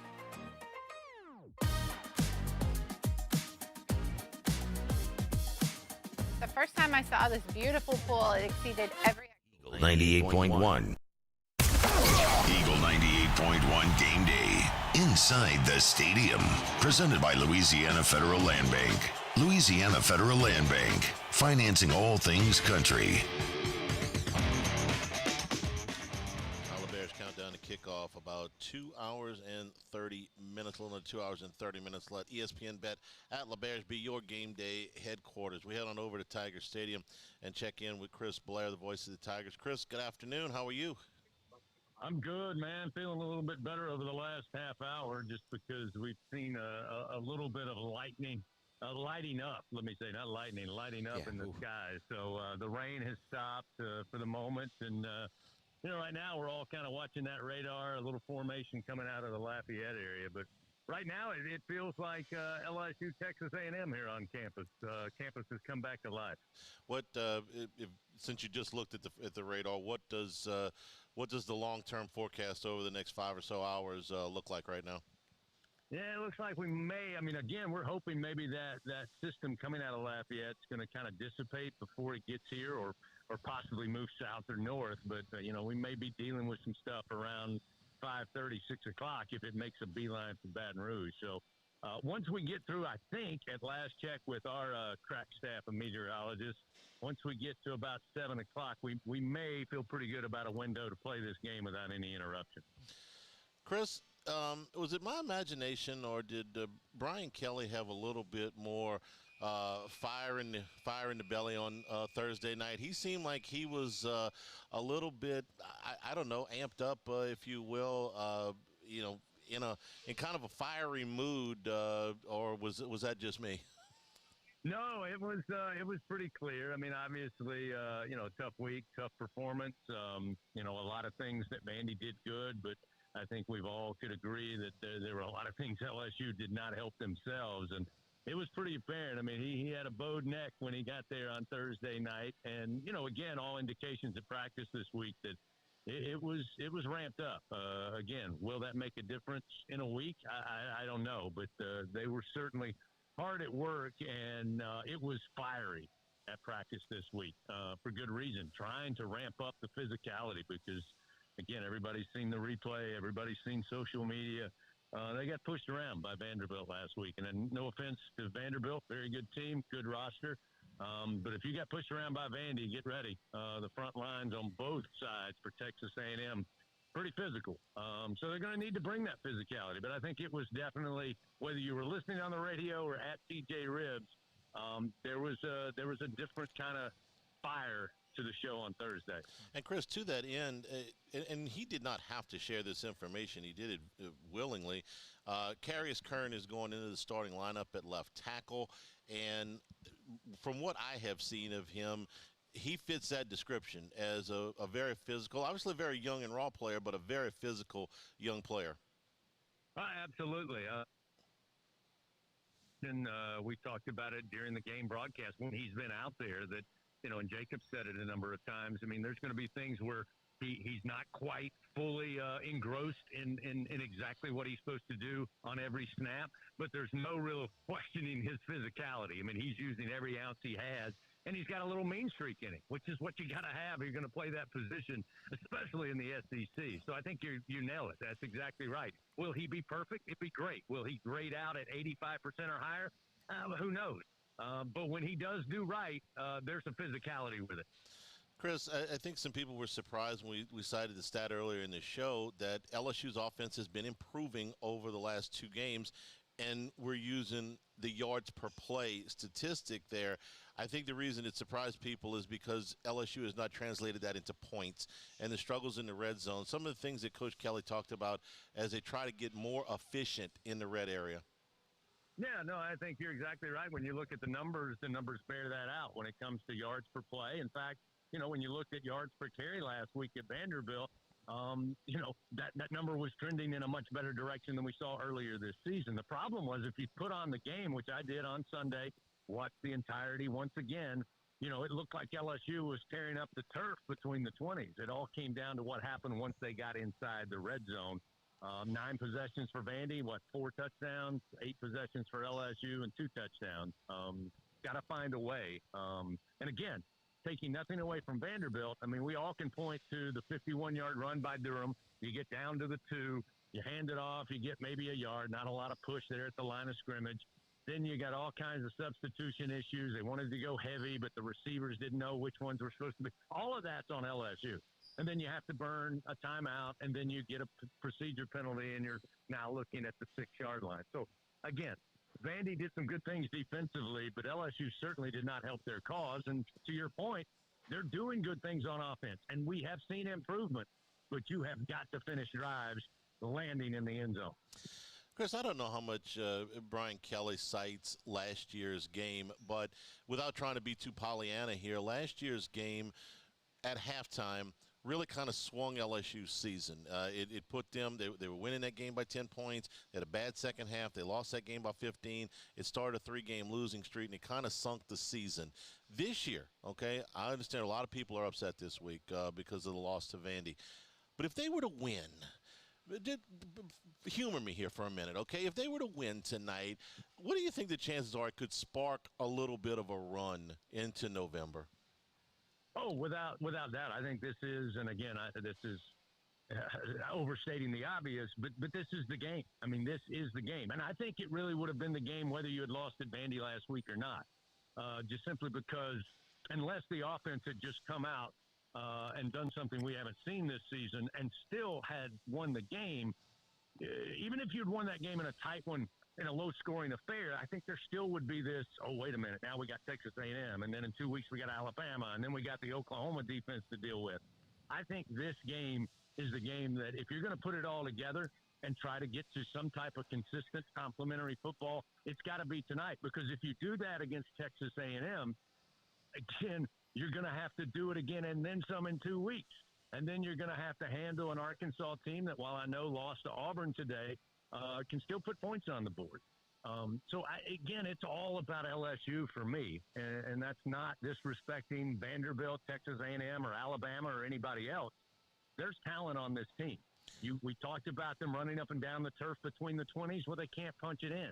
You got the 2 stops you needed in the fourth quarter from your defense, who certainly did not play well in the first half, but they showed up when they needed to. You just weren't able to take the ball and do something with it. I think if you win this game tonight, the entire story around this program will change instantly. And to me, that's a good thing, not only for the fan base and not for all the national talking heads, because frankly, I don't think the players care too much about that. I think it changes the mindset of this team. It's almost like the national talking heads have been more optimistic about LSU's chances than the local fan base, to be perfectly honest with you. This is not a game that is supposed to be a blowout. And just for everybody out there that is saying, you're just towing a company line and you're being Pollyanna. The difference right now, we're watching Alabama and South Carolina, and LSU beat South Carolina. Well, South Carolina's not very good. And you're going to go to Alabama in 2 weeks, and they're going to blow the doors off. The difference in the South Carolina-Alabama game through 30 minutes is a bobbled swing pass that turned into a pick six. That's the only difference in this game. Missouri and Vanderbilt have played a defensive-minded 3-3 ball game. Now, Vandy's turned it over here early in the third quarter, but this game has been dead even. There is just not, Chris, there is less margin between these teams in the Southeastern Conference, I think, than I have ever seen. And when I say margin, I'm talking about top to bottom. When Texas has 18 less first downs than Kentucky. Okay, those were the teams who were picked first and last in the preseason. So I don't know if I'm making any sense there or not, but it just seems to me that there is so little margin that if you can just fix a few things, it would make all the difference in the world. No, you're a voice of reason, Charlie. And, I've had a lot of my friends who work in the ACC and the Big Ten. They've all texted me throughout the season. Look at Nick Saban on game day, trying to make excuses for the SEC, that there's no longer going to be 12-0 teams and 11-1. He's just trying to convince the committee. I'm like, no, guys, I think you're missing the point. He's trying to prepare the LSU fan base and the Georgia fan base and the Alabama fan base and those teams who have always kind of been at the top with all the other teams at the bottom. Those days are gone. When you've got an endowment like Vanderbilt has, now you can not only legally pay players and bring them into your program, all of these people now can tell the world that they are contributing to the NIL fund. They got a lot of money. These schools like Vanderbilt and Wake Forest and Duke, it's a different era. I don't think Coach Saban is telling that to try to convince some committee. I think he's trying to tell fans that the difference between the traditional haves and have-nots are nowhere close to what it was just a mere 3 years ago. Amen. Yeah, I think you're absolutely right. All right, Chris, here in about 15 minutes, we'll hand it over to Hunt and the guys. What's coming up on Network Pregame? Well, unfortunately, we moved them inside today. We just weren't sure with the weather. So they're going to be up in the Capital One studio. We got Hall of Famer Kim Mulkey going to come on and preview. I know they had the exhibition win. We're able to get by with a 102-point victory. She's going to come in and preview the season, talk about why she's excited for this year's team. So it's always great to have Coach Mulkey join on game day. And then they're going to dig into Texas A&M. And, I think one of the themes, not to give anything away from Hunt and the guys, but they're going to really break down, I talked to them earlier, kind of what you alluded to. This is a Texas A&M team that statistically looks very good. But let's also remember they've played in the SEC, and their stats in league play are really impressive. But it's Auburn, it's Mississippi State, it's Florida, and then it's Arkansas that they won by 3 points in a shootout. So this, as big a game as we said it is for LSU, I think this is a huge game for Texas A&M, and the guys are going to talk about it. Chris, enjoy the game and enjoy the week off, and we'll talk to you in 2 weeks from Tuscaloosa. You got it, guys. You do the same. All right, thank you very much. Chris Blair, the voice of the Tigers. We are here at Rouse's. Let them cover your game day spread with all of your beer, wine, and spirits, all of your food from the bakery, the chop house, the chef's collection, the Mongolian grill, all of the extras, all of the supplies that you need for your tailgate. You can get them right here at Rouse's. And, of course, with the holiday season fast approaching, let Rouse's cover your spread. This is Eagle 98.1 Game Day.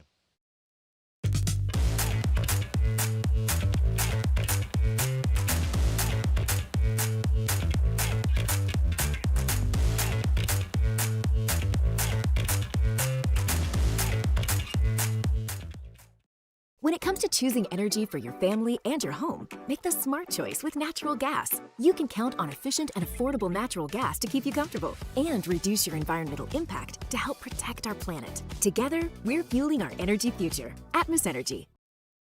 Mornings with Brian Haldane is the only live and local talk show in the capital city. Get the news from the newsmakers, along with traffic and weather updates throughout the morning. The conversation starts weekday mornings at 6 on Talk 107.3.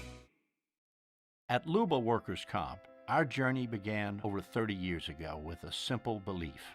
Our clients come first. At Luba, our business has always been focused on people, not policies. Through every success and challenge, we've continued to grow because we've stayed true to our values, committed to providing you with genuine dependability. Because your well-being is more than a priority. It's our purpose.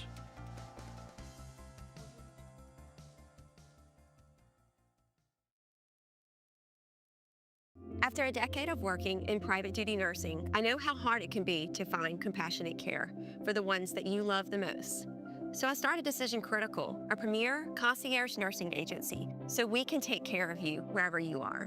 Our highly skilled nurses provide exceptional care from the comfort of your own home with personalized packages for short-term, long-term, or even around-the-clock care. Visit us at decisioncriticalbr.com and give us a call today to get started. Today, we are shaping tomorrow. We are researching how extreme stress impacts the immune system, from trauma victims to athletes and even astronauts. 98.1. Eagle 98.1 Game Day. The Robinson Brothers Ford Lincoln College Football Scoreboard. Robinson Brothers Ford Lincoln on airline under the giant American flag.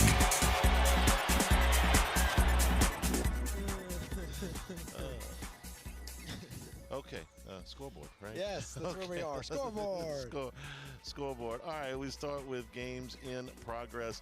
Halftime, number 4, Alabama leads South Carolina 14-6. A pick six for Alabama, providing the margin in this one. Missouri and Vanderbilt are tied at 3 early in the third quarter. Missouri is threatening down inside the 10-yard line. That was off of an the field position set up by an interception off a deflected ball. Ball that was batted up high in the air at the line of scrimmage and gave Missouri that good field position. Iowa State leads number 11 BYU 24-17, but the Cougars have the ball inside the Cyclones' 10-yard line. BYU trying to stay undefeated. Washington leads number 23 Illinois 21-17. That game's early in the third quarter. Second quarter scores: number 14 Texas Tech leads Oklahoma State 21-0. Number 21 Cincinnati leads Baylor 24-6. Mississippi State and number 22 Texas are tied at 14. Mississippi State has twice as many first downs as Texas. This happened. Yeah, it's happening again. In a 14-14 game. Nope, that game is already under. I'm sorry. Hang on. My bad. Fourth quarter scores: UConn and Rice tied at 24. New Mexico leads Utah State 26-14. It is Iowa over Minnesota 31-0. Hawkeyes have a pick six and a punt return for a touchdown in that one. Washington State leads Toledo 21-7 at the half. Pitt leads NC State 31-21. That game just coming out of halftime now. San Diego State leads Fresno State 13-0. Southern Miss doubling up UL Monroe 28-14. That's in the third quarter. Navy trying to stay undefeated. They lead Florida Atlantic 21-13 in the third quarter. Other third quarter scores: Temple leads Tulsa 21-17. Northern Illinois leads Ball State 14-7. Central Michigan over UMass 38-10. Western Michigan over Miami of Ohio 14-9. What else we got here? Okay, earlier finals. Let's go to that. Number 2, Indiana blasted UCLA today, 56-6. 3 touchdown passes for Fernando Mendoza. Number 7, Georgia Tech goes to 8-0. They beat Syracuse 41-16. 5 touchdowns for Haynes King today. 3 touchdown passes, 2 touchdown runs. He accounted for just under 400 yards of total offense. What are you gasping Purvila about? almost threw an interception. It was just he was under pressure, rolls out and threw wide, but it was just a little too wide for the DB. He tried to break on it. Missouri will play a 4th and goal from, what about the... they're inside the 5. Inside the 5. They're inside the 5-yard line. All right. Number 8, Ole Miss beat number 13 Oklahoma 34-26 today. Trinidad Chambliss threw for 315 yards and a touchdown. Number 16 Virginia needed overtime to beat North Carolina 17-16. In the overtime, they go for it on 4th down, and Missouri did not get it. They are stuffed at the 1-yard line. So Vanderbilt comes up to the goal line stand. All right, let me tell you what happened in the Virginia game. North Carolina, Virginia got the ball to open the overtime. They scored a touchdown. North Carolina got it. They scored a touchdown, went for 2, and missed. Memphis, 17-point rally in the fourth quarter to beat number 18 South Florida 34-31. Nebraska goes to 6-2. They beat Northwestern 28-21. Rutgers beat Purdue 27-24. Wake Forest, a late field goal to beat SMU 13-12. Kansas State beats Kansas 42-17. 17 straight in the Sunflower Showdown for the Wildcats. Old Dominion beat App State 24-21. Kent State over Bowling Green 24-21. Ohio beat Eastern Michigan 28-21. Auburn used 3 turnovers in the fourth quarter to go to 17 points and beat Arkansas 33-24. Auburn also changed quarterbacks, benching Jackson Arnold at halftime of this game. And Akron beat Buffalo 24-16 in the type of MAC game that you'll be seeing on Tuesday nights here in about 2 weeks. And late games that will be getting going here in about 20 minutes. TCU is at West Virginia. 6 o'clock kick for Wisconsin at number 6 Oregon. Also 6 o'clock kickoffs for Stanford at number 9 Miami as the Canes try to bounce back from their first loss of the season. Georgia Southern at Arkansas State. Louisiana Lafayette at Troy. 6:30 kickoff Boston College at number 19 Louisville as the Cardinals are coming off that win over the Canes. Number 25 Michigan's at Michigan State at 6:30, as is Colorado State at Wyoming. 6:45 on the SEC Network. Number 17 Tennessee is at Kentucky. 7 o'clock kick for Houston at number 24 Arizona State. And the late game is from Salt Lake City. Rice-Eccles Stadium, Colorado is at Utah, and that is your college football scoreboard. For Beulah, they went to break with Beulah still on the turf, so that's he was being tended to. That's something to definitely keep an eye on the rest of this game between Zords and Tigers. Starting quarterback for Missouri. All right, our final thoughts when we come back here at Rouse's Eagle 98.1 Game Day. In South Louisiana, you can always count on good people coming together to help our children. At Dreams Come True, we grant wishes for Louisiana children with life-threatening illnesses. But to do this, we need funds. That's why we're trying to raise $100,000 for Dreams Come True by giving away the Blessed Children's School. Make your backyard's dream come true while helping our kids. Just go to dreampoolla.com and you can find out how your $25 donation might help win you a Duplessis pool. We typically think of stress as being bad for us. At Our Lady of the Lake and LSU, we are researching how certain types of stress, such as exercise, can be good for our immune health. By studying people under extreme stress, such as athletes, astronauts, service members, and first responders, we're learning how to improve the immune health of everyone. That's the power of research. That's the impact of champions. Together, we roar. While Louisiana politics can seem like they're from another planet, Moon Griffon isn't afraid to bring politicians back down to earth. Listen to the Moon Griffon Show weekday mornings at 9 on Talk 107.3. Looking for cleaner energy? Propane is energy for everyone. Propane water heaters are very cost efficient, and the savings are even greater with a tankless propane water heater. We all know that Louisiana propane is a safe and environmentally friendly fuel. So why not go green while you save some green? I'm Miss Louisiana, Gabrielle McLeod, and for more information, visit louisianapropane.com. At Ochsner, we know healing is a team sport. That's why we've partnered with world-renowned orthopedic surgeon Dr. James Andrews to create the Ochsner Andrews Orthopedics and Sports Medicine Institute. Whether you're a professional athlete or a weekend warrior, our team of specialists are dedicated to getting you back in the game. So whatever your reasons are for reaching your personal best, we've only got one: you. Ochsner Andrews Institute. Long live you. Family owned and community driven. Service Chevrolet Cadillac, a legacy you can trust since 1972.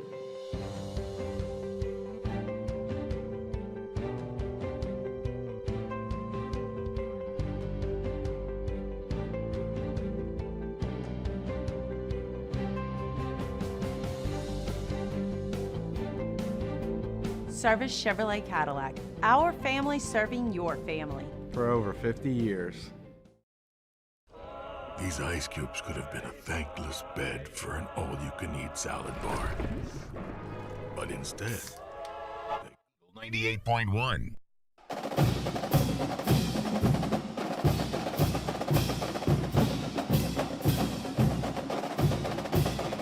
Let's give you a quick update from that Missouri Missouri is going for it on 4th and goal inside the 5. Bo Perbula was stood up right at the 1-yard line, and then he was on the turf for a long time. They carted him from the field to the sideline. They put him in a wheelchair. He was in an air cast and headed toward the locker room. A pretty somber sight there for Missouri starting quarterback. And since they lost Sam Horn at the beginning of the season, they will turn to true freshman Matt Zollers, who I don't know if he has played much at all.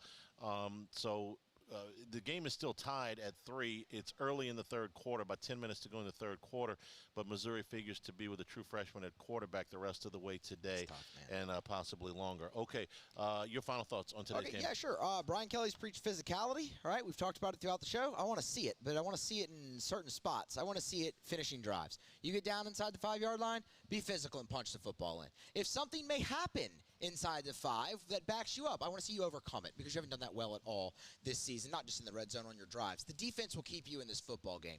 Be physical and finish your drives with touchdowns. I'd like to be able to tell you I've got some numbers that could back up why I'm picking LSU to win this game. I don't.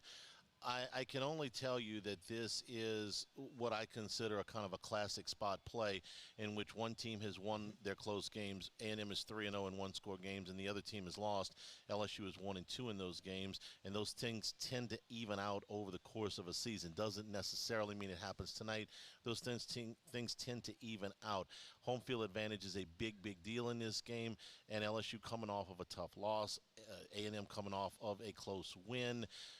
This is their second straight game on the road. It matters. All of those things matter. The revenge factor, all of it matters a little bit. None of it guarantees a victory tonight, of course, but LSU is nowhere near the massive underdog you would think that they are if you listened around Baton Rouge this week. I think the Tigers win in a close game. We'll be back 90 minutes after the end of LSU and Texas A&M. Gordy will join me in post-game. From all of us here at Rouse's, everybody back at the flagship.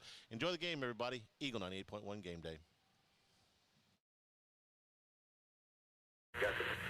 The following is an exclusive presentation of the LSU Sports Radio Network. It's football time in Louisiana. Tonight, your Fighting Tigers look to get back on track as they host third-ranked Texas A&M. LSU plans on ending the Aggies' undefeated dreams in prime time.